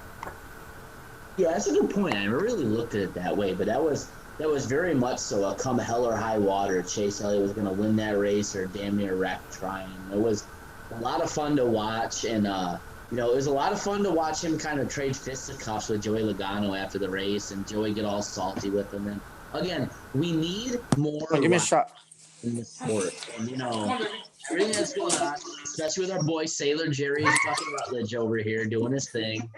You know what? I just want to say this is the problem with Chase Elliott being NASCAR's golden boy, because everyone's gonna be like, all right, you guys are like praising Chase Elliott for like dumping Joey Logano, but then you guys are giving shit to Noah Gregson for racing his teammate hard. I don't get it. Preach, bro. Preach. I don't get it. That's bullshit. That's the Chase Elliott effect. Everyone just likes him because he's the golden boy, and everyone looks at Noah like he's some dirtbag. You earn the respect you get in the sport, and Noah ain't earned what Chase has earned yet. But Chase earned it by dumping That's the bottom line. into the wall. I don't get that. That's a bunch Chase of. Race incredibly clean his whole career. He takes one guy out of it. Oh my god! But Noah wrecks everybody that gets in his way in any series anywhere. We're trying to compare the two. Come on, bruh. dumpster fire. I'm just happy you like Joey Logano. I like Noah, but let's not get crazy. I will say I think Chase is going to get more of a pass because of who he is and his popularity in the sport. No matter Because of his what daddy, incident. that's why. Yep. Yeah, no matter what golden incident, boy. no matter what incident he's in future, in the future, I think he's always going to get kind of like people will always make excuses for him. He could send somebody 11 rows deep out of spite, and people would still make excuses for Chase Elliott rather than if somebody else sent somebody 11 rows deep. So you're always going to have people make excuses for him. Although, I say that, but, I do feel like the Joey Logano incident was justified, not only because it was Joey Logano, and we all know how we feel about that, it's because Joey would race Chase the same way. he Or would race anybody worse. the same way. So, Chase was, just kind of proving that he don't care. Like you got to have a lot of balls to go in there and drive into a corner knowing that you're probably not going to make it. And you got to be really confident in your equipment because it's hard enough alone to win these races. And if you can just go in there and say, screw it, like if I come out here on the hook, then I come out here on the hook. You got to be pretty confident in your equipment. So that kind of just goes back to what I was saying about Chase's confidence. And I'll give him that one. But the minute he sends somebody 11 rows deep, then I'll have an issue. Yeah, let's go to Atlanta. We had AJ Allmendinger finally getting his first ever oval win, so that was pretty cool for the Dinger. The Dinger. Yeah, it was Dinger! cool. It was Adderall Dinger. It was cool to see AJ win on a non-road course. Per se, everybody always labeled him as an only road course racer and stuff, and I know circumstances fell into his hand in that race, but it was cool to see his reaction. Anytime AJ Allmendinger hits victory lane, you know you're gonna get a celebration. So No cool to doubt. see the Dinger win. Absolutely. And then before the start of the Cup Series race, NASCAR stopped all cars on the front stretch so that NASCAR President Steve Phelps could address the drivers on the racism that's been going on in our country for the George Floyd incident. Every crew member standing on pit road to deflect, to reflect. It was really powerful seeing that. And then going on into the race, we had Kevin Harvick absolutely dominating at Atlanta, doing his thing there, getting it done in the Kern. I had tickets to that fucking race. Well, you should have snuck in like that one guy did. Did you see that video? Yeah, I got like a life. I can't be doing shit. It would have been worth it. I was about to do that in Bristol in the spring race. All right, guys. The show. All right, guys. So now we go on to Martinsville. We go to the inaugural night race, which We should have been there. we should have gone there. That would have been amazing to go to. But Martin Truex Jr. goes on to win this inaugural race, his first and only win of 2020. But yeah, I'm just pissed off because we were just waiting for this race for way over a year, and We were supposed to be there. We were supposed to meet the For the Lead boys for the first time. That was supposed to be one hell of a weekend, and goddamn Rona, man. Yeah, I was looking forward to having you guys in our neck of the woods and showing you our hospitality and stuff down here, I guess you'd say. And Corona just kind of crapped all over that. And I even tried to invite Dalton up and everything. And I was gonna go too, you assholes. Well, I don't watch the Martinsville Night Race at a freaking Hooters, so how do you think I feel? So Fucking Truex won it of all people. Good. Yeah, I remember that race was particularly disappointing. A, because it was after my birthday. B, and it was on a Wednesday. It was I don't know. It was almost like a kick in the balls because we did get the Martinsville night race, but it was on a Wednesday night. And But that was a crazy race because after stage one, there was like 10 cars on the lead lap. Like there were guys like Ryan Blaney, Kyle Busch were getting lapped on the racetrack, and we were like, "This is going to be exciting as hell." And then as the race went on, it just kind of dudded out there. So Well, usually the Martinsville fall race is way better than the spring race every single year. With it being under the lights, and what a difference that the fall playoff race made to the first inaugural night race. And one of the things that was fun for me being a Bubba fan also, I remember Bubba ran incredibly well for most of that race until he had mechanical issues. Like, I think he finished the first race like 5th or something like crazy. Yeah, he drove his balls off that race.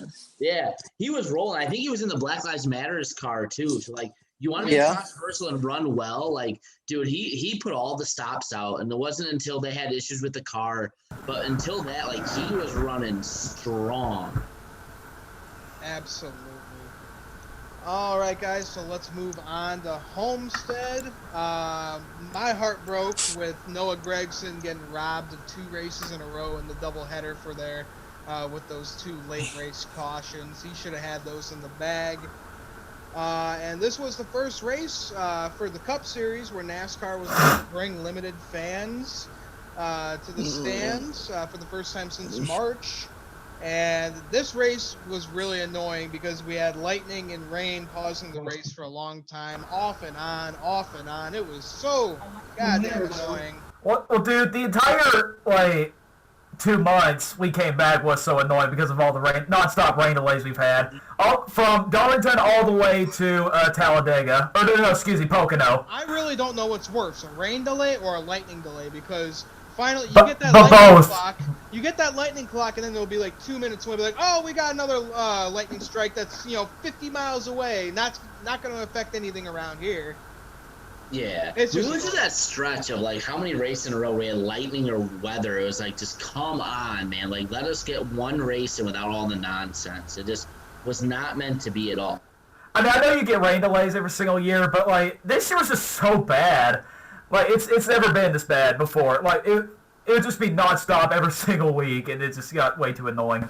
Well, yeah, because I felt like you're trying to cram the schedule in because of the COVID shit. So any rain delay, I felt it was magnified to the 10th degrees. Any kind of rain or lightning or anything was such a big deal compared to any other year. It was just come on, man. We're just trying to move along. It caught back up with the schedule, and Mother Nature did not want to cooperate.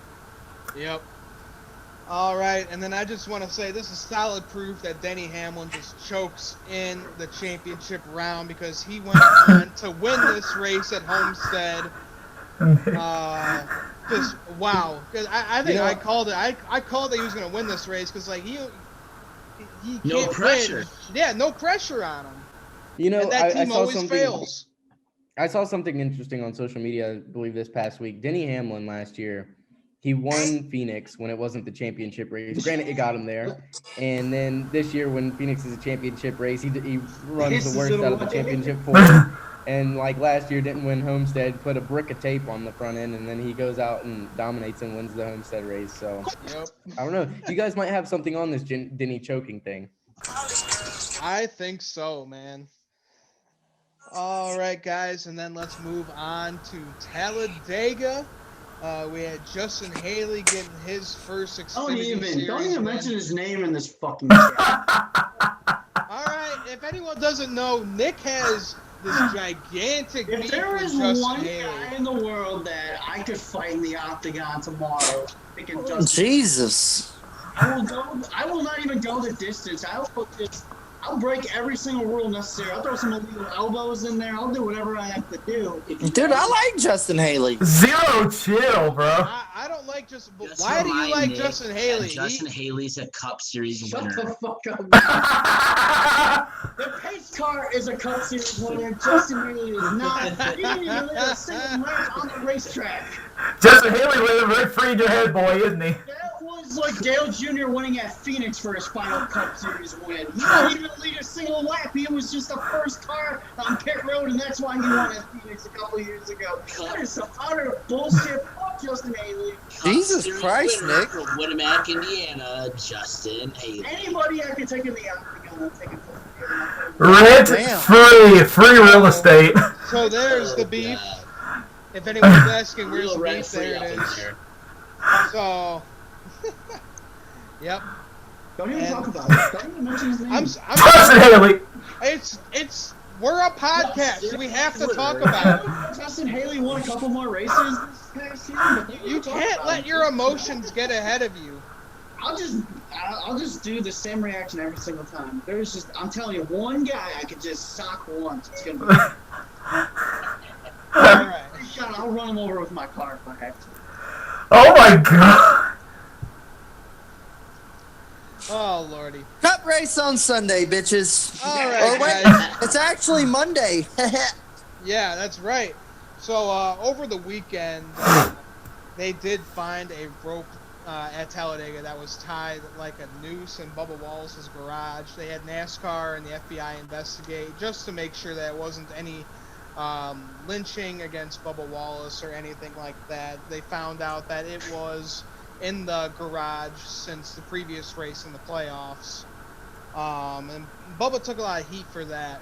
But what was really beautiful about the whole weekend was every driver, every crew member from every team was walking with Bubba Wallace, pushing his car to the front of pit road, and I know Dakota got to see that, and that must have just been really cool to see everyone in NASCAR unite together and support Bubba Wallace. It was almost like an epiphany, like the rain delay and all the bullshit, and like I mean the stuff happened that Sunday night with the rope thing, but like the way like I didn't know I was even gonna get to go back Monday, but I worked it out with my boss. Like, hey, let me go back. I got tickets, so I worked out with work. Me and my buddy ran out there for Monday afternoon, and when we walked in the stands onto the towers, they're pushing Bubba's car down pit road, and it was like, dude, we couldn't have timed this better. And just seeing all the drivers pushing his car and everybody's clapping, and it's just like everybody as a NASCAR fan, everybody in that moment, regardless of what views you have and all the bullshit, it was just like a heartfelt moment of like we're all one, loving fan of the sport. It was just really cool to see that in person. As a resident Bubba fan of our group, it was incredibly powerful to see what happened. I remember I was at work and seeing videos that Dakota was putting up in the group, man. I was almost in tears watching it. And to find out that all this was for naught because NASCAR fucked everything up and came to Bubba with some shit that, like, obviously was false. It hurt, but you know what? Again, it was really the thing that I'll always take away from this. And, you can say what you want, but what I'll always take away from this is, you know what? When the shit happened, the whole sport had Bubba's back. Every single driver exactly and was like, hey man, no matter what happens, we got you. Every single driver, whether they loved or hated Bubba, guys that he had issues with in the past, gave him a hug, pushed his car out, and that was so cool to see. And I've always hated that Bubba caught a lot of flack for that, and it wasn't his fault. NASCAR came to him with that, not the other way around. I've always said to people, if your boss came to you with some kind of damning evidence thinking, XYZ happened, and it was your boss that brought it to you, you're going to believe what they're bringing to you. And that's what happened here. Steve O'Donnell met Bubba in his motorhome and showed him what was going on. And per multiple accounts, he had tears in his eyes, like showing like, hey man, like this is what's going on. Like this is the news we found, da-da-da-da. Like Bubba, a lot of people like saying he had something to do with, like, Bubba was getting the shit from Steve O'Donnell, and to see what happened, where he came from, it was, in my opinion, best case scenario, because it wasn't what we thought was the worst case, which is somebody hung a noose in his stall. It was a misunderstanding, and as far as I'm concerned, that's best case scenario. And see the sport come to his rescue and to be with Bubba, no matter what, that was so powerful and so cool. Like, again, I've never been prouder to be a NASCAR fan than that moment. Oh, absolutely. I think go ahead, Connor.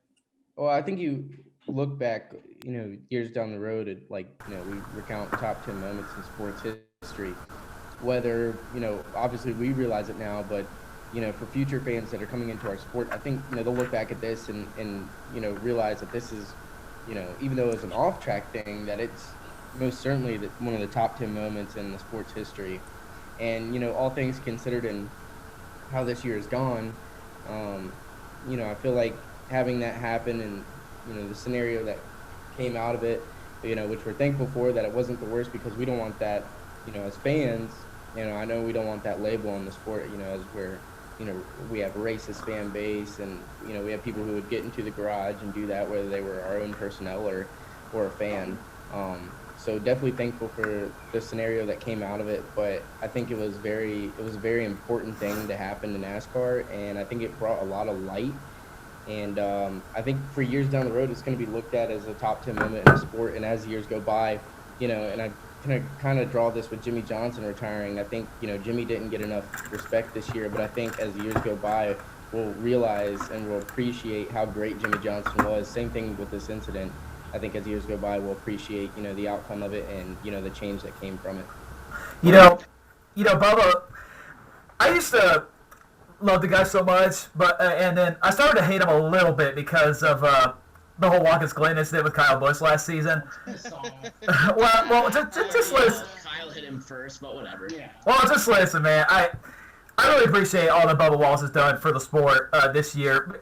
All the changes he's made has been really good for the sport, because, like I said, I'm really tired of NASCAR getting called a white-only sport or a racist sport, like they hate blacks and stuff like that. But, Bubba Wallace, what always trying to do is just open the door to the outsiders, like all the black fans, all the gay fans, the fans that we desperately need.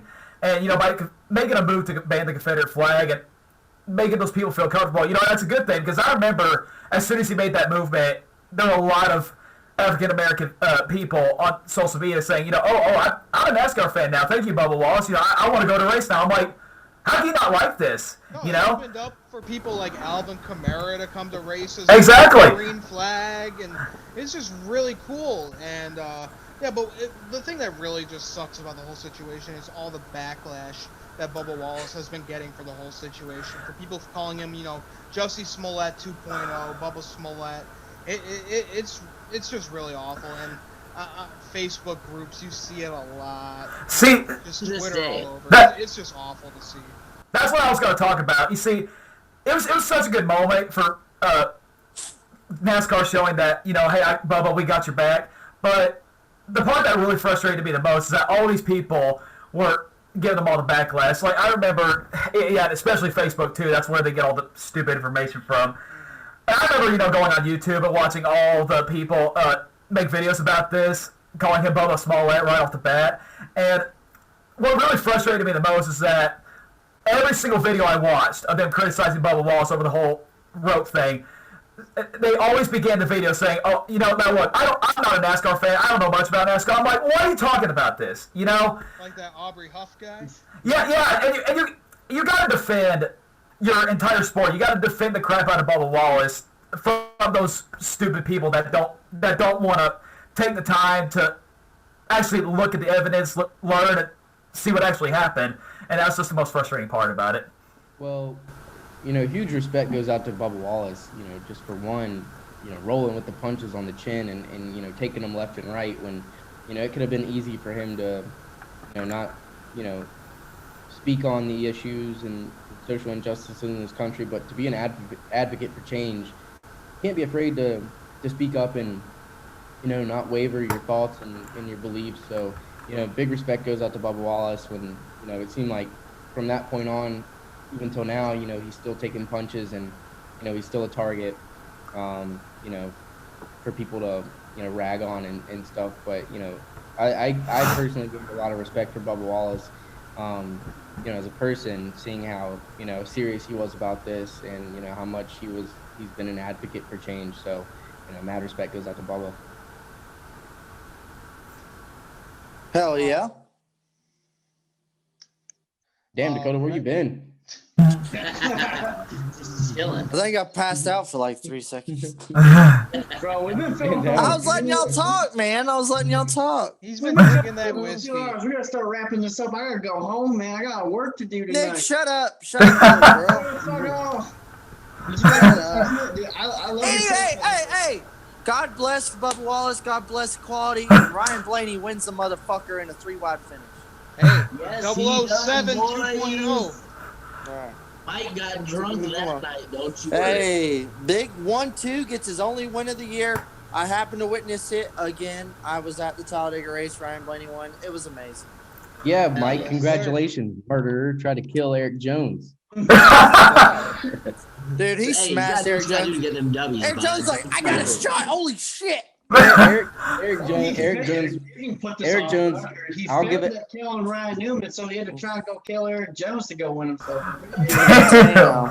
Hey, Eric Almirola gets a P3 backwards. I'll give it to Eric Jones though. He put a hell of a move on Blaney, and Blaney bid on the move. He jumped to his outside, and it seems like right when he got to his quarter panel, Blaney just pulled a Kentucky and let go of the wheel and just. Hey, I don't blame Drove him him. into I the do the fence. same Do damn what thing. you gotta do to win the races, boys and girls. That's Exactly. the game. Exactly. Yep. Here I am about to get canceled by more Blaney fans. Let's go on to the Brickyard, boys. It was a shit performance. I was And so salty we did not allow fans at Brickyard. I was all ready to rock and fucking roll. Dude, I hate that for y'all. Quarter fucking million people in the Brickyard. They couldn't find a way to get 30,000 people. We Give had me a good break. alternate plan, though. We got pretty drunk and eating pool that day for the Brickyard, so I'd say Hey, that was I remember y'all snaps. That shit day. Hey, screw the Brickyard 400. I got arrested in Vegas that night. Arrested. Yeah. I pay a $40 fine to get out. No big deal. I was gonna say you paid $40 to have some strippers take a picture with you. Yeah, I don't believe it. All right, so we had Chase Briscoe going on to win the inaugural Indy Road Course race, which would basically open the gates up for the Cup Series to go there next year. And then we had Kevin Harvick winning the final Brickyard 400 in that beautiful patriotic Busch Hey, Beers scheme. Is that win number 4, Ian? Win Yes, number 4 sir, of the season? it was. Damn. Is that Fourth he's win? on his way to choking away a championship? I'll still say 4th win. You're 5 wins away from choking, buddy. Just enjoy it while it lasts. Fuck you, we still got 9. Still a great season. 4th win. Jokes. Screw this format. Hey, Oh yeah, play the format, of course. That's like what you always do. hey, say all you want about format. We still got I'll say it again. the wins. We still Kevin, got the wins. Kevin Harvick is the Atlanta Falcons of NASCAR. Oh my God! How dare you, sir? Yeah, it's true. Got more wins than the Falcons this year so Hey. far. That's the 4th win. I'll take 4 W's in a year. Let's go on to the next one, Brickyard. Where are we going from there? We Kentucky? are going to Kentucky. Oh, another shit. 4 wide, baby, 4 Oh, wide. there's nothing to talk about. We can just move on. Dude, Cole Custer, baby. SHR, let's go. Don't let that distract you from the fact that the rest of that race sucked. Ryan Blaney drove that shit through the fucking whoops in the middle like it was a supercross race. He was fucking jumping over shit. The next thing you know, old Custer goes, "Oh, you guys are fucking around the low side. Let me take y'all higher."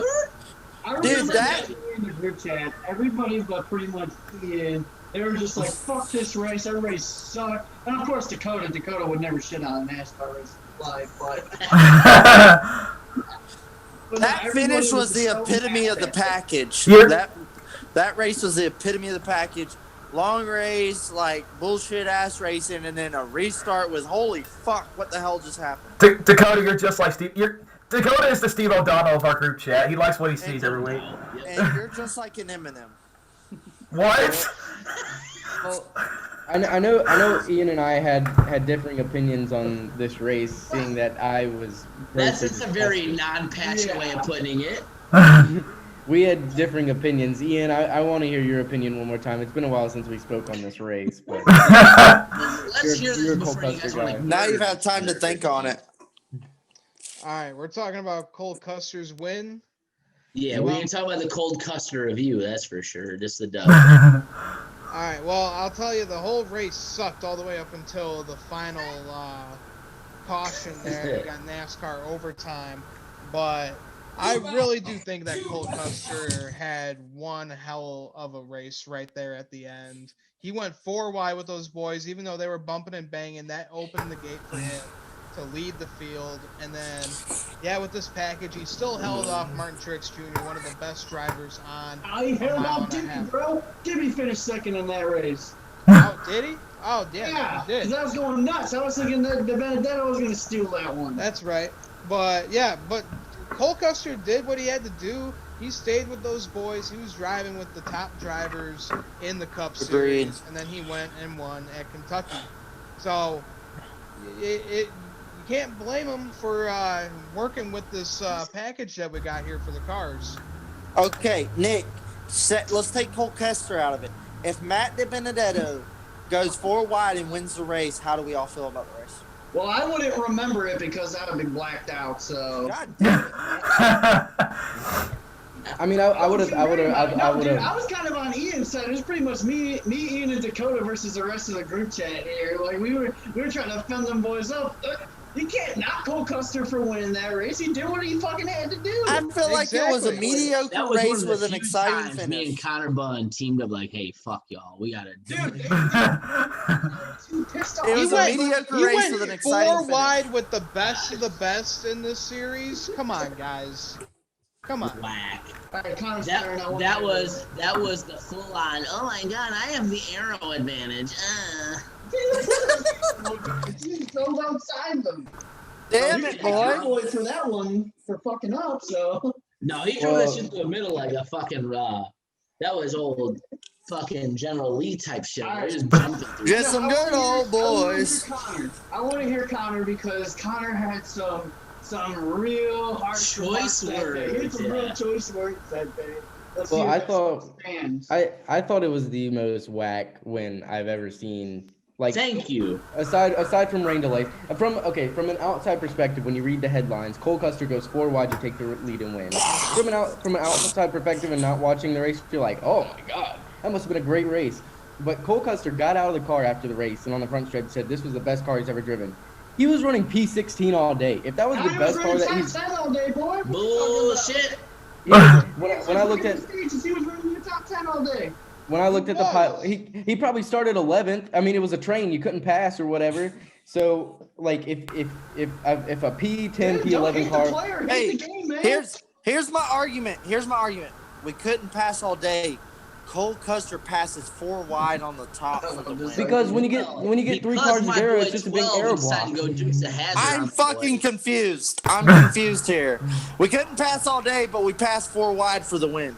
Well, when you get 3 cars together like that, it's just a big old arrow block, and it just sucks the car from behind around. That's why when you get 2 cars racing side by side, here comes a 3rd place guy out of nowhere. So But I don't understand the hate okay for with Cole that. Custer. He's right. Yeah. He did what he had to do with this package. But if it was Kyle Busch, it would be a whole different story, you know. If it was Boom! Boom! Damn. Kyle was I've- sucked all season. Ring that goddamn bell. Let's go. I've never watched a Kyle Busch race that he didn't go out and deserve to win. So. Yeah, okay. Yeah, here's another thing. Take Cole Custer out. Kyle Busch passes 4 wide for the lead on the top. Well, how do y'all feel now? We're Bad loving race. that race. It still sucked. Oh, Dalton would have been like, oh God. Dalton doesn't get That was the best race I ever seen. for all the shit he talked all season. He didn't even deserve the Hey guys, Cole Custer wins Kentucky. Ian, you know what to do. All right, and then we go to the All-Star race in NASCAR. And now- They decided to do it shit a show little. too. Well, get ready for the whole race in Texas next year, Nick. Hey, fuck the All-Star race. Dude, fuck it, bro. It was a horrible race. It was too short. It was all right at best. You call this horrible? Just wait till Texas next year. Hey, I give the most spiciest thing of the All-Star was Bubba Wallace getting his shit dumped by Michael McDowell into the Shout out to Justice Champagne for giving Michael McDowell the old. You know, once again, I feel like the All-Star race this year was overhyped. I feel like well, every year it's overhyped, but I feel like the showdown this year was once again more of an The interesting best. race than Yeah. the All-Star race. I think the All-Star race was good. Obviously, there was a lot of changes with the car numbers and everything, which I wasn't. You know, at first I was totally against, but looking back at it, you know, it was a fun little twist. Would I like to see it going forward? No, but Agreed. You know, I feel like the Still All-Star sucks. race. I feel like the All-Star race needed a little bit more tweaking. I feel like the last stage obviously needed more laps. I feel like just a little bit more laps to the thing would have made it a lot better. Racing was obviously. I feel like the racing was All-Star race obviously- is just losing its importance and its significance. I mean, it's just like a shit show every year out. I mean, even at Charlotte those last couple of years, like, when was the last time we truly saw a really good All-Star race? 2009. When Kyle Busch and Kurt Busch wrecked each other in the tournament. No, that was 2009 when Jeff Gardner, Ryan Newman, and Kyle Busch going at it for like half a lap. That was a good one as well. Well, see, the All-Star race, I mean, I thought it was pretty good. I mean, I was there, of course. I know watching on TV, you guys probably going to say something different, but, you know, it really wasn't as bad as, you know, the previous Charlotte All-Star races. But, you know, I mean, I do agree that the All-Star race has lost its luster. It started ever since we started making those stupid pit strategy formats or whatever, like the 2016. We're never going to talk about that, but... Well, I will say, I think, you know, not going along with the All-Star race, I think a lot of, you know, things like that in the sport have lost its value over the years. I remember back in the day, we'd see guys win poles and they'd be ecstatic jumping up and down to win poles because it meant they were in the class for next year. Exactly. You don't really see that this year. I mean, things that were valued in the past are not really valued as much anymore. I wouldn't say the All-Star race is holding on by a thread, but it may be next year. Well, that's the Yeah. thing is, like, they don't have to fucking do it. They don't have to do the All-Star race, but they do it for the fans. But it has lost its, like, oh, shit, the All-Star race. Now it's just like, Here's what I have yeah, to say. all Cut right. the All-Star field down. Get your, like, best 10 drivers in your All-Star race. We don't need fuckface Justin Haley in your All-Star race. We're gonna Yeah.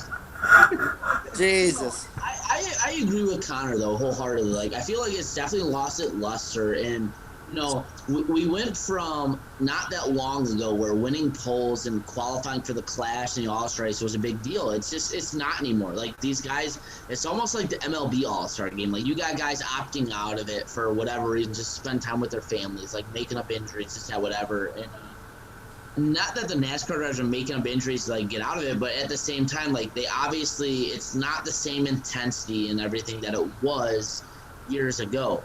They have to find a way to make it matter. They have to find a way to make it like a worthwhile show for the fans. Yeah, going to Texas ain't it. Bristol, when nobody's raced on the track all weekend long, when there's no rubber laid on the outside line to make that a viable option, is also not it. So, like, what is the answer? That's the thing NASCAR's got to figure out because, again, the All-Star race used to be a lot of fun. I used to love the All-Star race as a kid. It used to be a big deal. Yeah, we're so far away from that. Like, how do we fix it? And, again, I always feel like I can kind of figure, like, hey, maybe we try this. I don't know. With the All-Star race, I don't have a good answer in my own opinion as to how to fix it. Put that bitch on Talladega. That wouldn't be bad. All right. Continue, Ian. Just go, Ian. Go ahead. I've lost control. 2 hours into this match. I'm just saying, we don't have to have an all-star race, but it did used to have, like, a huge wow factor. But now it's just like, oh, yeah, all-star. I'm just going to commend NASCAR for trying to put it on a short track and trying to, like, do something other than fucking Charlotte. I mean, yeah, the numbers are in the doors, whatever. But we had an all-star race at Bristol. We can't be mad at NASCAR for putting an all-star race at Bristol. The drivers didn't fucking give us a spring race. They gave us whatever the hell we saw.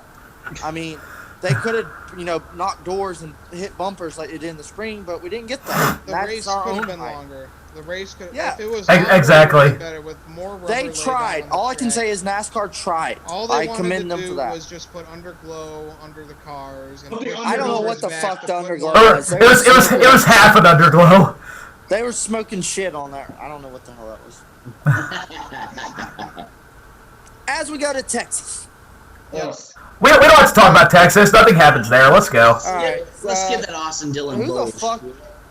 Austin Dillon, on Texas. Aerodynamics. Hey, Ian, you want to talk about that Michigan weekend, boy. I don't. Yeah. Let's go ahead and go into Michigan. Woo! Another real salty fucking weekend we didn't get to go to being the Northern boys. I really hate that for y'all. For that, right? I've been going to go to, Ian. Yeah, they would have. But before Michigan, let's go to Kansas. We had Matt Crafton. Oh, shit. 67 race winless streak. That was pretty cool to see him. We know that he's an elite driver, and it took him a while to get that. Yeah. We go to Michigan. We see Zane Smith win his first ever Truck Series race. And then Kevin Harvick goes and sweeps the weekend in the Cup Series with Busch Light Apple Car. What's that? 4 and 5 wins? Is that 4 and 5 wins? 5 wins right there. What's that? No championship though. Woo! Atlanta Falcons. I don't care. Give me 5 wins, bitch. Championship doesn't mean shit. Hey, I'll take 5 wins any fucking season. All right, so we go to the Daytona road course, the inaugural road course, because we couldn't go to a few of them like Watkins Glen and Sonoma. We already knew that we were going to go there for the Clash next season, but they just brought it in for a points race, and Chase Elliott was able to win it, holding off Denny Hamlin. Well, he is the road course king. I'm give him 6 next year because the NASCAR Fan Council is pissed off and they don't see the Golden Boy win. Dude, it's getting embarrassing at this moment. Chase Elliott is just fucking. Nobody can beat the guy on road courses. It's getting ridiculous. Just wait for Austin Cindric to come to the Cup Series. Oh no. That might be a good battle. That would be a great battle. Chase is pretty fucking bad on them road courses, boys. I'll give it to him. I mean, I think. Austin Cindric's pretty badass on the road courses too. I think it'd be a good show. Mm-hmm. I mean, I think everybody says Chase road course. road course ringer and all that stuff. Which I mean, I'll give it to them. They got a really good road course program, and even their other guys run pretty well. I mean, Bowman and Byron run okay at the road courses, and I think everybody next year is going to be like, oh, we got 6 road courses on the schedule. Like, you know, this is what we're going to see. You know, Chase is going to win them all, which I don't think necessarily that's the case. I mean, he's got a great shot to it. I mean, I think if you gave Kyle Busch 6 Bristols, he would have a good shot at winning at least half of them. But I can't even really, you know, be mad that Chase Elliott won because it's pretty impressive to see how well he does at these tracks, how light years ahead of everybody else he seems to be. And it's pretty impressive. Here, go ahead, Mike. Yeah, again, absolutely. Like it's one thing to be good at these tracks. Like people have brought in like Boris Said and AJ Allmendinger and all these other guys like to try to win, and it doesn't work. Put him in a dog shit cars. But either way, like Chase goes out and gets it done. And again, he's my favorite driver's best friend. So to see him win is like he's like my pseudo number 3 driver. So like to see him win is pretty fucking cool, week in and week out. But again, like going to the road course, like he's so light years ahead of people. Like again, going to 6 for next year, I'm fully expecting him to get at least 4 of those, no doubt about it. So it's he's just. Again, it goes back to like you remember Connor being a fan. Like Jeff Gordon was so far ahead of people on the road courses. Like Chase is like on the same platform now. Well, they just can't even run with it is the thing. Chase is opening up these like 2, 3, 4 second leads. Yeah, people can't keep up. Good. Like you really can't knock them for that. But Jesus, for 6 of those races next year, those are going to be tough to watch because you know the 9's going to be right up front. Like I would think his best competition is going to be like a Martin Truex Jr. or something like that. He looked pretty shitty on the road courses, too. Oh, yeah. What we're going to see. No, definitely. But what's really cool with the Daytona road course is we had Sheldon Creed, Austin Cindric, and Chase Elliott winning at the road course, who became the NASCAR champions of the top 3 series. So that's a pretty cool stat. Yeah, right? So I guess all you have to do is win the Daytona road course to win the championship next year. Well, it's not going to be a points. It's not going to be a points race. He's going to win the Daytona road course, and he's going to win your championship. All right, and then let's go into Dover. Justin Allgaier got his first win of 2020. The hard work paid off. Old Gator got himself into the playoffs. Boy. Yes, sir, the Illinois native. And then it seems like every time we had a doubleheader weekend, we get Hamlin and Harvick winning one of these cup races. Hey, what did you say, Ian? Is that win number 6 for Harvick? Shut up, Dakota. You end up choking. Hey, Ian, is that win number 6? Did we just win a race on our way to not winning shit this year? I don't give a fuck about a championship. Is that win number 6 of the year? You know what? I just find it funny.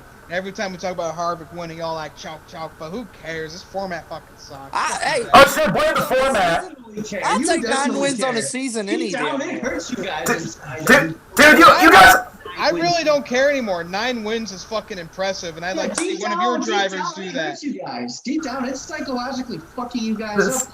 This 9 wins. I still don't care. That's impressive. In Daytona, you said, you'd wish your driver could do that. To get you a cup of coffee. In Daytona, if you said Kevin's going to win 9 races this year and not win the championship, I'd be like, yeah, that's fine. Okay.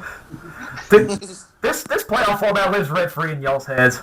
I'm not gonna lie. I would love 9 wins for this year. Yeah. What if Kyle won 9 wins and then won championship? You'd be like, yeah, fuck yeah, whatever.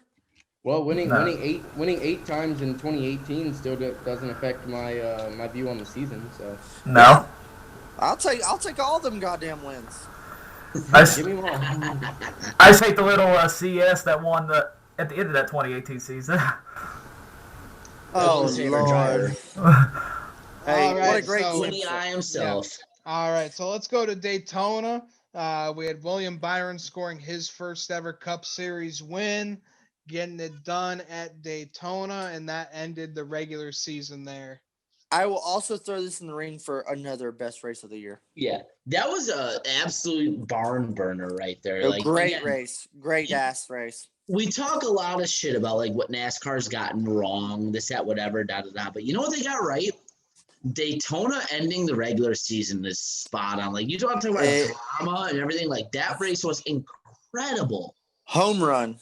Yeah. Not even, that's a grand slam. That was absolutely incredible racing.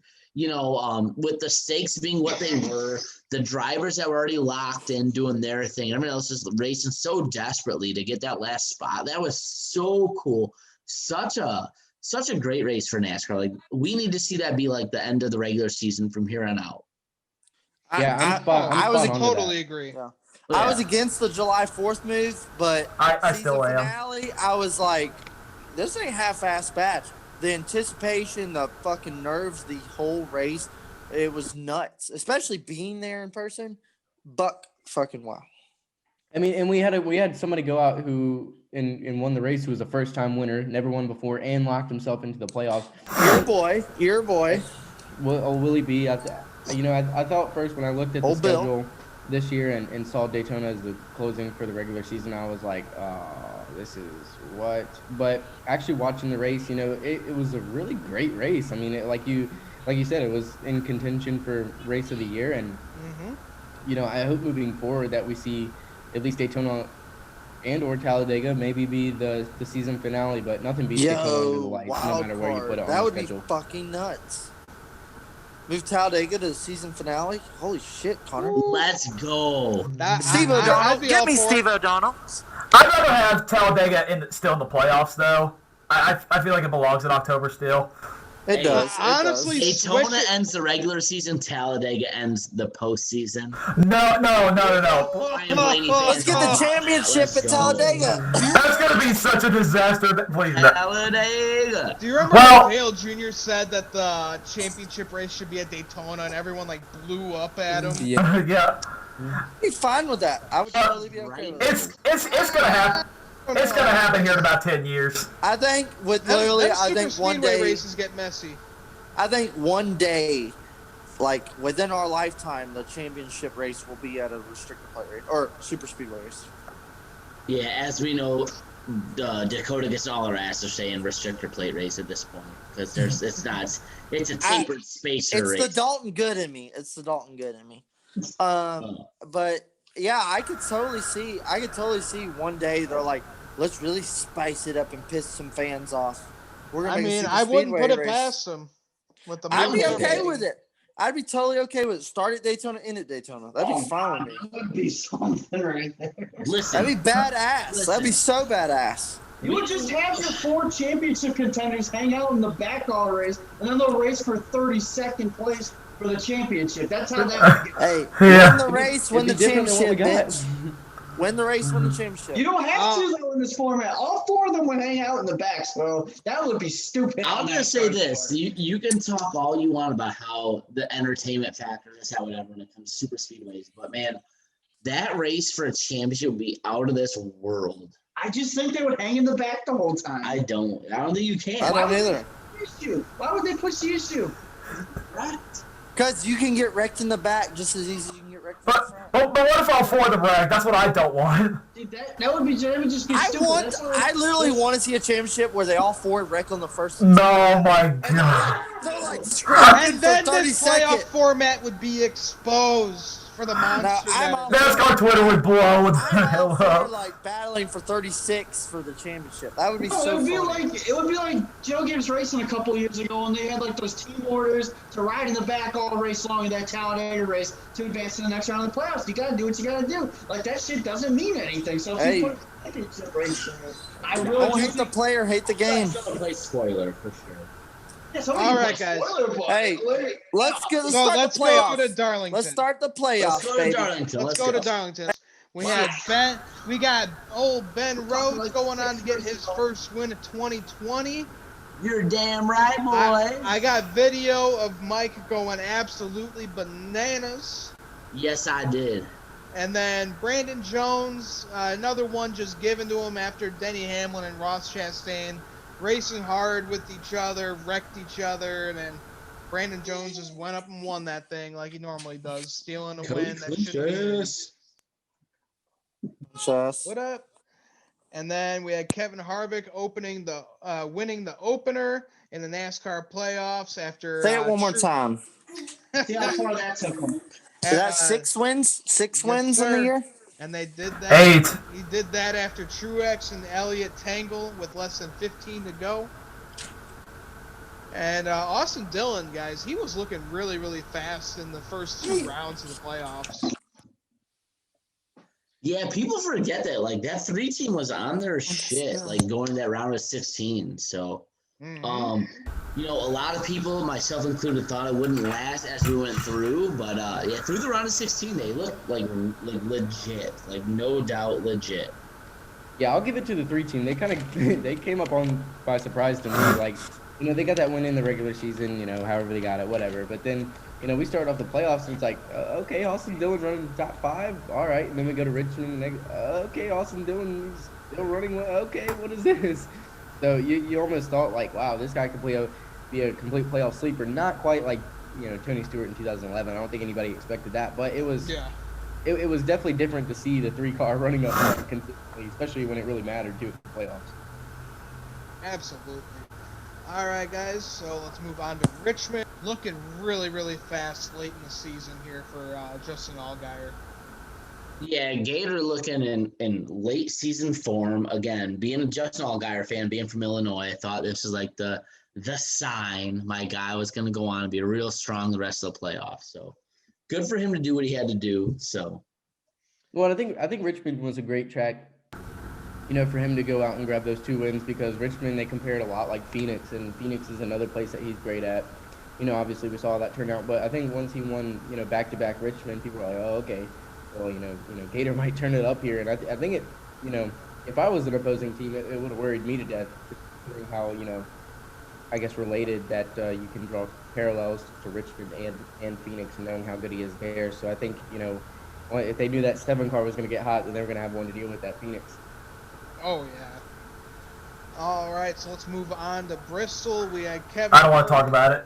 Yeah, Hey, did we mention Brad Keselowski won Richmond? Or I'm just talking like kind of big highlights. I guess, yeah, we could talk Brad Keselowski Keep wins. it going, Brad man. K wins Richmond? Yeah, Brad K wins Richmond. That was awesome. Bristol, baby. Me and Dalton Good meet up. The fucking Trailer Park Boys are at it. Yep. But I was pissed off. I don't want to talk about the Bristol bike race. You all know how I feel about that. Oh my God, Ian, you're a baby. talk all Okay. about it. Talk Harvick all got about that it, baby. controversial win after Logano was blocking Ninth Kyle win. Busch. Thanks. Ninth win of the season. This one I hate Joey Logano. Hey, Yeah, I remember hey, you were Kevin going didn't off have a after that problem race. passing him. Kevin. I don't care if you had a problem with it. Joey Logano's still a, you know what? He's All right, Nine so wins. let's. 9 wins. All right, let's move on to Vegas. We had Kurt Busch finally getting his first win of 2020 at his home Let's track. go. That was awesome. Surprising. Hell yes, Very it surprising was. He All had right, his surplus of the year right there, getting the one and done. Good for Kurt. Yep. Always fun to see that guy win a race. absolutely. All right, then let's move on to the Roval. We had AJ Allmendinger going back to back. We had Chase the Elliott. fucking underwater fucking 200 that we saw.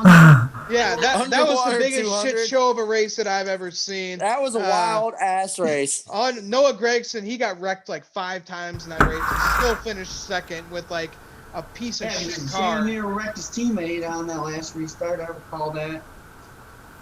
Yeah, Gosh, darn. Gregson was he was hella entertaining that race. To get wrecked like 5 times and still be a contender there at the end, especially with the rain and all that the racing. So I they can made a imagine, race version of that Well, diecast. it was too. just crazy right. because AJ Allmendinger said at the end of that race with it getting dark and everything and no lights in the infield, he was just kind of guessing where the corners were. So to be able to pull that off was absolutely incredible. But that was not racing right there. Oh my Oh goodness. yeah. That was just who can survive. No, absolutely. All right, and moving on to the Cup Series race, Chase Elliott. Yep, he goes back to back. Road Course King. We talked about it. Shocker, who cares? Yep. And then moving on to Kansas, we got Brett Moffitt getting his first win of 2020, advancing himself into the Final Four. And then this is the bullshit race that I like to say with Joey Logano winning Kansas. Clean Air helped this guy. Harvick was obviously the faster car, just could not get around it because of dirty air in front of him. And Joey Logano advances to the Final Four just because he got lucky there. Well, Clean Air helped him put food on the table for his kids. Oh God. That's all that matters. Oh God. All right, and let's move on to Texas. Sheldon Creed won there, advancing himself into the Final Four. And then we had a race that was plagued by rain. Kevin Harvick was a victim of NASCAR failing to have the cars Wait, pit are we just not because going of to the talk mist. about the fact that Noah Gregson pissed one away in the final corner of the Xfinity Series? Ooh, yeah, bring that up, Ian. Let's hear it. Too much heartbreak this year, man. That was the biggest I don't want to heartbreak. talk about it. Oh. Yeah, I guess He said, must- listen, guys, I don't want to talk about it. Okay? Hey, Ian Georgeson, do you want to talk about it? It was like Harrison Burton. Well- It was like Noah Gregson was driving a Mike Harmon car right there, and then Harrison Burton just flew past him in 3. He just Blew got his so goddamn tight doors in that off. final turn, man. I don't How know. does that happen? He said, Harry, go on by. Go on by. How does that happen, bro? But you guys saw his post-race interview. Just fuck. That's about right. Yeah. I remember because, yeah, he was just fucking pissed off. Yeah. But anyway, let's get to this Cup race. We got plagued by rain with this race. It 8 finally days of resumed, Texas. finally resumed on goddamn Wednesday, and then there goes the Candyman, Kyle Busch, finally getting a win at 2020. Let's go. Boy, that night was one to forget. Time out. I congratulate every Kyle Busch fan except for Dalton. because of all the shit he said. Yeah, because you're a douchebag, that's why. That's what he's done. Oh my What god. is that he's dumb? I hope we go into another COVID break because this is bullshit. Well, I mean, can you blame me for saying that? Yeah, we Yeah, we can. can, That's because why if we're we- doing Yeah, it. Kyle I sucks. can't blame you. Just for a fan at that point. Well, you know what? I mean, I'm the EDP of NASCAR. You know, I tell it like it is. If I know Kyle sucks, I'm gonna say it. And there's really not a problem with it. I don't know why you guys get so triggered over it. Here's what pissed me off the most is that instead of chugging a beer like a man, you fucking chug some M&M's. I had to go to work that morning, Nick. So It's what? one beer. Dude, I did a lot that night. I put on a freaking Michael Myers mask, danced to Rick Roll or whatever, whoever sings that song, and then I did the main evening joke, and then what else did I do? I feel like I did something else. Well, I said let's go 18 times, and that's about it. But Our little fella, Dalton Good. Well, what sucked was, and we didn't realize it at the time, but what sucked was that was Kyle Busch and Adam Stevens' last win together, so that's pretty sad. Yeah. Oh, God. well, you know what? 2021 season's over already, boys. I give up already. Yep. Oh, here we fucking go. We're gonna. All right, guys. Let's go to Martinsville. I don't want to talk about it. Yeah. I do. Not either. But we had Harvard fans, do you want to talk about it? we had Grant Enfinger putting on a clinic at Martinsville, winning there to advance to the Final Four, and Chase Elliott got the win at Martinsville, advancing himself to the Final Four. And Kevin Power Harvick, move. he was on his final limb here. Big Dick Chase. Finally got back on the lead lap after so much BS from this race, and just tried one more time and tried to take out Kyle Busch, and it did not work out. Kyle Busch does a full 360, finishes the race, and Hey. Kevin Harvick goes into the wall.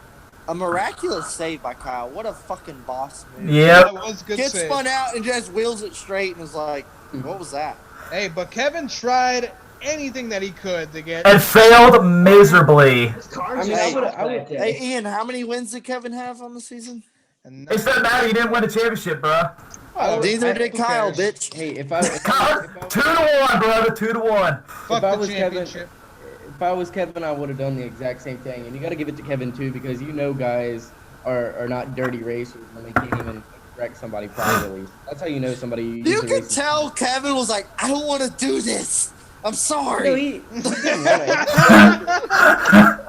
he didn't want to I'm have. so sorry. He was like, I'm sorry, Kyle. Fuck.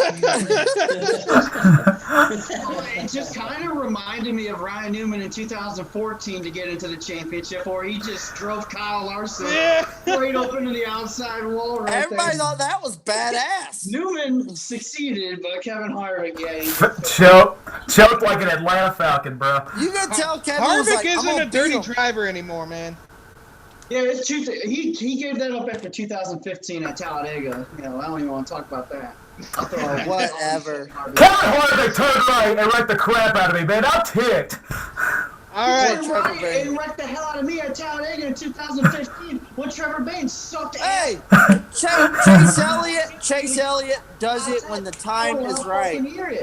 All right, guys, let's go to Phoenix for the Big Dick Daddy championship round. Chase. We had Sheldon Creed coming from 9th to 1st in NASCAR overtime to win his first NASCAR Truck Series championship. That was awesome of him. Austin Cindric, he had the fastest car at Phoenix. It was a surprise to see Chase Briscoe. He had 9 wins as well this year, and he sucked in this race. Truck artist. Austin Hey, I got a Cindric, question. Do you guys think that Briscoe spun out on purpose? No. He needed No. why would he want? Doing it? Yeah. He wrecked himself while doing it, so he didn't do a very good job. Well, yeah, he wrecked himself on doing it, but they A, needed a caution, and B, he was the only one out of the final 4 who had a clean set of tires still sitting on pit road. I don't It's know fair if to he ask would that question. jeopardize another Ford winning the championship. though. Yeah. In the situation of had he not wrecked his race car to do it, like, yeah, maybe, but again, he wrecked his own race car to get to that standpoint. Like, the rear clip was completely torn off. So Yeah. whether you had tires at that point, like, it didn't even matter. So, like, maybe. No, I think ripping off the rear clip such a would have made it bad faster. job, like, If he was gonna do that, he wouldn't have done it in that corner. I think he could have done it going down like a dog leg or something like that. That's just an like we've seen like Clint Boyer at Richmond a couple of years ago. I think he just did that in that corner and he just tore his shit up. So I don't think that was intentional. All right, guys, so let's move on to the Cup Series race. Chase Elliott was able to hold off the field to get his very first NASCAR Cup Series championship. It was well-deserved. He looked very, very hot and fast in these NASCAR playoffs, and he got it done at the right time, and he got it done at the young age of 24 years old. Chase Elliott definitely deserved it this year, which is how much fight that he's been giving into that 9 car. yeah. It just still blows my mind that the kid's only 24 years old and he's already a champion. We haven't seen that in a while. Usually the name of the game has been, the older guys, the experience, the veterans and stuff. And, Chase came out there and he just took it from him. And, I think it was obviously well deserved. He had to start in the back and drive all the way up and from what I hear, dominated the race. Unfortunately wasn't able to watch the whole thing, but it seemed like a great race. And I think the coolest part was at the end when him and Jimmy, kind of dapped each other up right there on the front stretch. Everybody says that's the passing of the torch and stuff. And I think it was cool that the highest finishing non-playoff driver was Jimmy in 5th. So I think he got a really good send off. That was well deserved. Iconic race. Here's my red flag. You fail pre-race tech. Automatically, I'm like, look at that goddamn car 10 more times. Chase starts last and mows through the field in like 15 fucking laps, and he just mows through, and he's in the top 5. Half the field is shit. Automatically, Chase is in the top 4. It was destiny. Chase wins it. I'm all for it. Georgia boy, it's cool. Chase, the young cat, takes it his first Final Four. No, I was happy for Chase Elliott. A grieving Kevin Harvick fan. I got to say, the guys that I wanted most was either Brad Keselowski or Chase Elliott, and I just thought that was really cool that Chase Elliott, he's like 5 seasons into his young career, and he already got it done. Man, this kid, he is going to be a multi-time champion. I can see him pulling off maybe 5 championships in his career, to be honest. Like I said earlier on, you can't even blame the format for Chase Elliott winning the championship because you look at all the other championship formats that we've had in years past, and Chase Elliott is still your champion. The kid just flat out went out and drove and got it done when he needed to. 3 of his race wins came in the playoffs. One of them coming at Martinsville to lock himself in the championship as a last-ditch effort. So Chase drove his ass off there. He 100% deserved this championship. And then the last thing I'll really say about this 2020 NASCAR season, if you want to poll it, was it a good season, was it not a good season? I think you just have to say it was a good season because everything that happened with the coronavirus pandemic, NASCAR worked their asses off, did whatever they could, and all 3 series ran all 3 of their scheduled races. Sure, they were spread out a little bit. We saw some different things this season. We got rid of practice and qualifying, but NASCAR did what they had to do to get a 36 race Cup schedule, a 33 race Xfinity schedule, and a 23 race truck schedule. So I applaud them on that, and this is definitely a season that I don't think any of us are going to forget. Yeah, Well said, Junior. absolutely. I'll just say this, being a Ryan Blaney and Bubba Wallace fan, Chase Elliott is Ryan's best friend. So he's my pseudo number 3. It's hard to be a Ryan Blaney fan, at least in some way, shape, or form, pull for Chase Elliott. And again, he's NASCAR's most popular driver with everything that's going on. For him to win the championship this year is a big deal.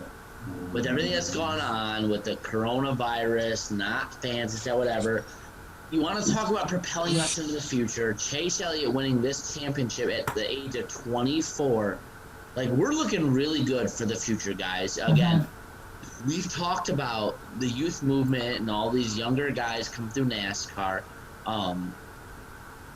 I feel like next year is going to be at a crux with you've got, Kevin winning, just coming off a season where he won 9.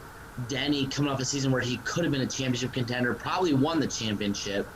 And then Chase and then Blaney and all those guys coming through behind him.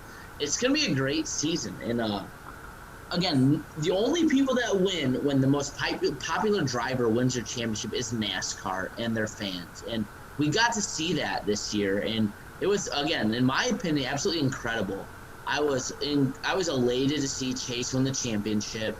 I felt like it was a really good cap off to the season. I felt like the last race, people kind of said it was boring or this, that, whatever. I thought it was really exciting for most of the race. I thought it was a really great way to send off the season, and sending off with Chase to be the champion was, I felt like, the highest note we could have possibly had to finish off 2020. Yeah, I honestly don't think it really was a good season this year. Mostly because of all the on-track stuff on and off the track that happened this year, with Bubba Wallace, the Kyle Larson incident, Ryan Newman, all the rain delays we've had that we talked about.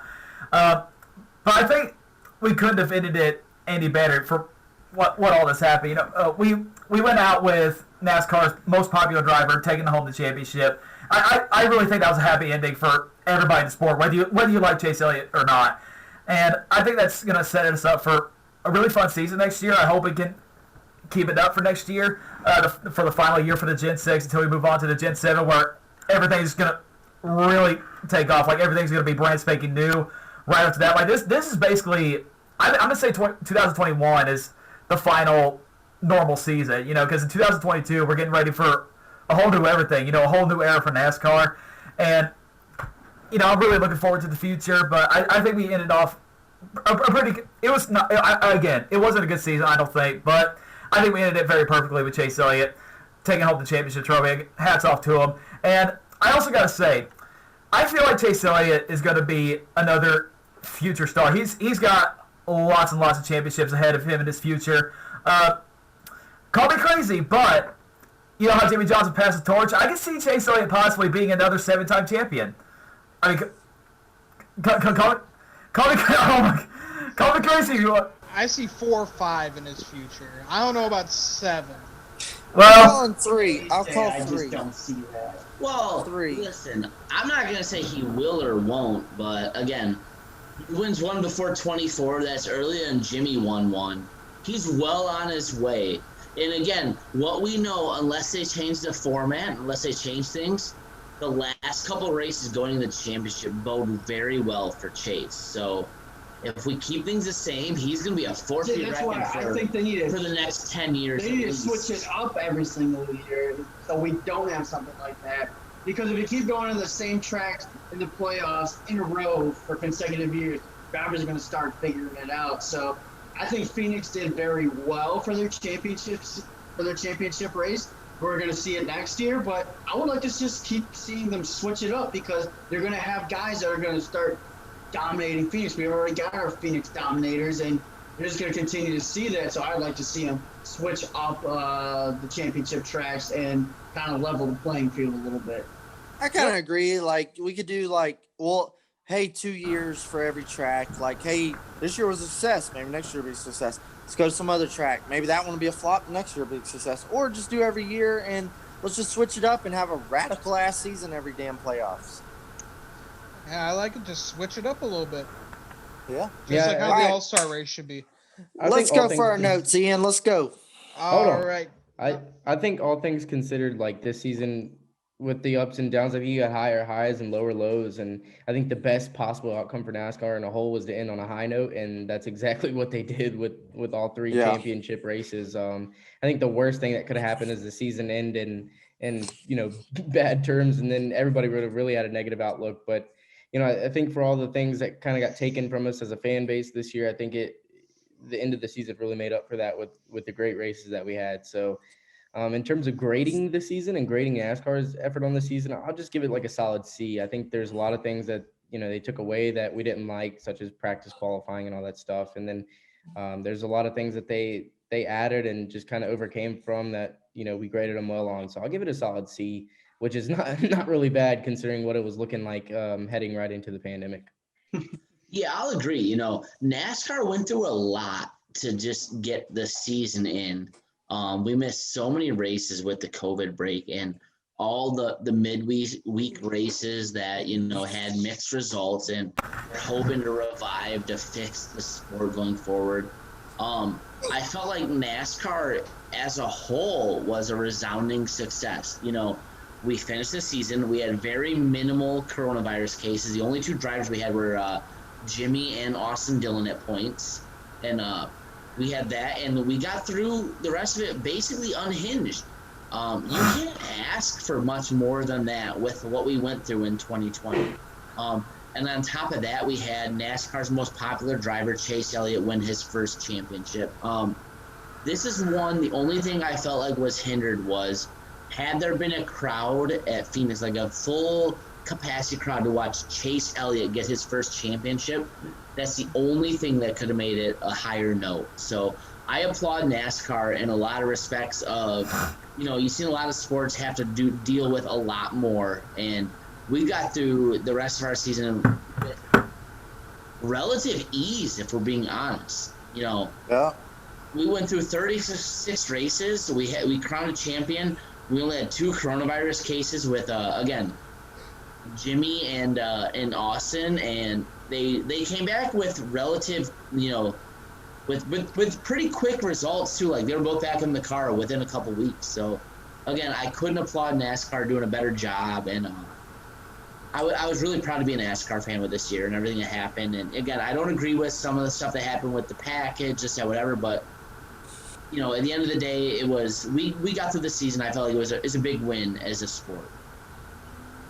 Absolutely, yeah. 2020 was wild, and yeah, we had to say goodbye to 7-time champion Jimmy Johnson. Like we said earlier, he finished his last race in 5th place.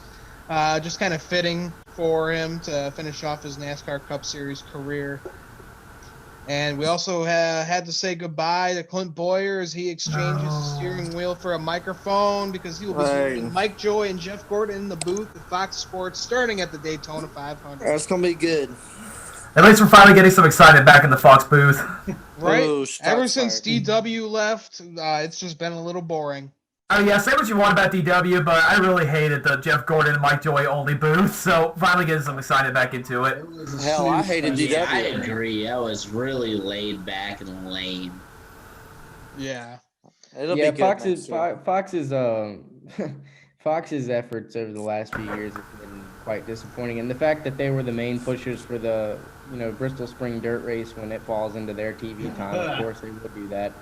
So Fox is I wouldn't say that they're at their wits' end, but it's going to be interesting to see if they re-sign as a network to NASCAR come like 2025. So I don't know. I've joked around and said that they should just sell their share to the E Network, seeing that Mario Lopez knows everything about our sport now. Oh my God! You're never gonna let that go, aren't you? I guess Mario Lopez, who probably has never seen a lap turned in his life, needs to educate a fan who's watched for 15 straight years on how our playoff system works. So maybe they should throw him in the booth and let him entertain me for 4 hours.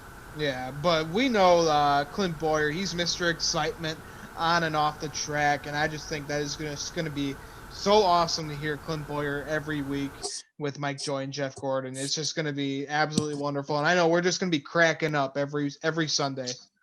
There's gonna be something to laugh at. Yeah, and who would have ever thought that Jeff Gordon and Clint Boyer would be in the same booth After Phoenix. after what happened in 2012? Not me. All right, guys, and so this is pretty cool. Chase Briscoe, what we know that he's going to be taking over the 14 full-time next season. That's going to be awesome. He got 9 wins this season, going to be taking over Clint Boyer's car, so definitely deserved. Can't wait to see what he can do. And Yeah, I think him taking over Clint Boyer's ride was obviously well deserving and stuff. And I think it should be really interesting. I think he has the potential to really contest Harvick next year. I think, obviously Harvick running away with 9 wins and the organization having 10 as a whole, that's kind of eye opening. So I think from the competition standpoint, it's going to be good for SHR as a whole to get somebody in there who can really get up on the wheel and contest Harvick. No disrespect to Custer or anything, and obviously I'm not really too high on Eric Almirola and stuff. I'm honestly surprised that he's still there. But, I think Stewart Haas Racing is building they got 2 veterans now and 2 young guys. So here in a few years, they'll be getting probably 2 more young guys, and they'll probably be in the same position Hendrick's in, with just a stable of really young guys and, looking really good for the future. And I think they have a great start with Custer and Briscoe coming in, especially Briscoe. Oh, absolutely. All right, and then this was some big news last week. Daniel Hemrick will be taking over the 18 ride in the Xfinity Series. Going to be taking over Riley Herbst's ride, which kind of leaves Riley Herbst in no man's land right now. Good. He deserves it. Dude's got 2 ARCA wins in his career. But for Daniel Hemrick, like I said at the beginning of this, never thought I'd be rooting for a Joe Gibbs Toyota, but here I am. Best opportunity the guy's had, so ready to take advantage of it next year, see what we got. Welcome to the dark side, Nick. Yeah, never thought I sold my soul to get a good ride. And he's paired with Dave Rogers of all freaking fruit suits. Oh, may God be with you, dude. I hated Dave Rogers so much. All right, and then Denny Hamlin, Michael Jordan, they're going to be joining forces next season with 2311 Racing. They're going to be having Bubba Wallace drive the number 23 Toyota Camry next season, starting at the Daytona 500. So that should be really, really cool to see that. Yeah, Kyle honestly, Larson as a and Bubba fan, I Cole. could not. Go ahead, Connor. Oh, I was just saying, Kyle Larson and Bubba front row at Daytona. I'm calling it, man. I'll put next year's money on it in our picks. That's going to be the front row.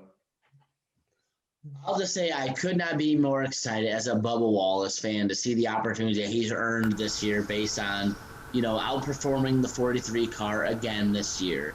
All the popularity he's gained with social media and everything he's done to try to move NASCAR forward as a sport and as a populace.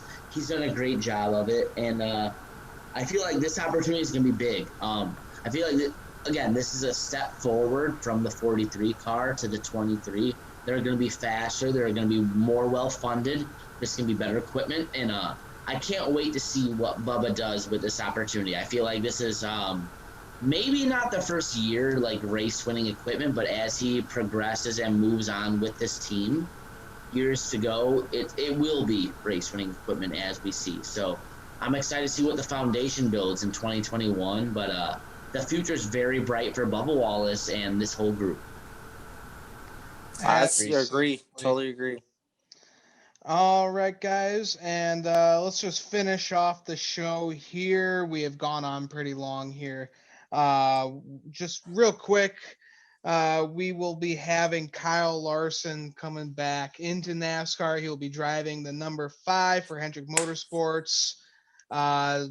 Well-deserved. He's really made himself into a better person over these past few months, ever since the whole incident happened with him with the racial slur. Just learning more about systematic racism that's happening in this country, kind of better himself and not use that word. And he's really earned it. And so he's going to be driving the number 5 for Hendrick Motorsports next season. Phoenix rises through the ashes, man. Yeah, it's a good way to put it.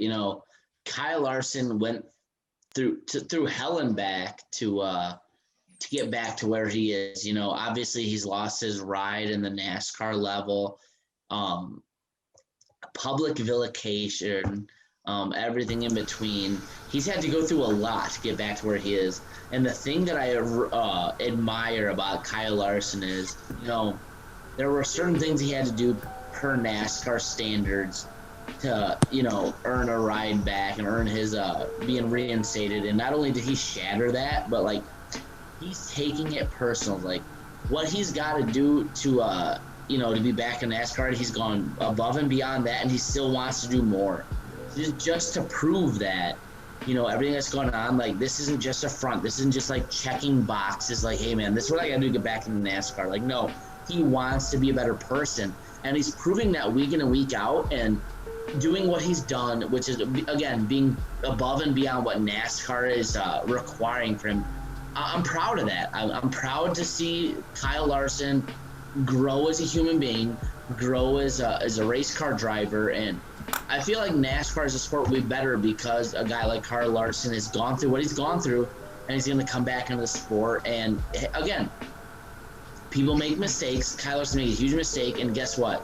He's done everything he can to not only make it right, but to show like, hey, you know, things happen, and not only can, you know, people in our sport grow, but overcome it and then make it like even bigger than what it was. So I feel like it's huge for what he's done. All right, everybody. I'd like to thank you for joining us on the Stock Car Spectacle for our Full House episode with the Dega Infield Trailer Park Boys. Hey. I'd like to thank our guests Connor Bunn, Dakota Rutledge, and Dalton Good for joining us on the show. You can follow these guys on Instagram and Twitter. I'm going to put their Twitter and Instagram names right there on the screen so you can check them out. And thanks for joining us. I'm Ian Georgeson. I'm Mike Gamble. I'm Nick Kinzel. And you guys make sure to like and subscribe to our YouTube channel. Make sure to check us out on all podcast platforms. Make sure to check out our merchandise on Teespring. And make sure to check out our good friend Patrick Cotto at the Cotto's Mojo. So thanks for joining us, guys. We'll see you soon.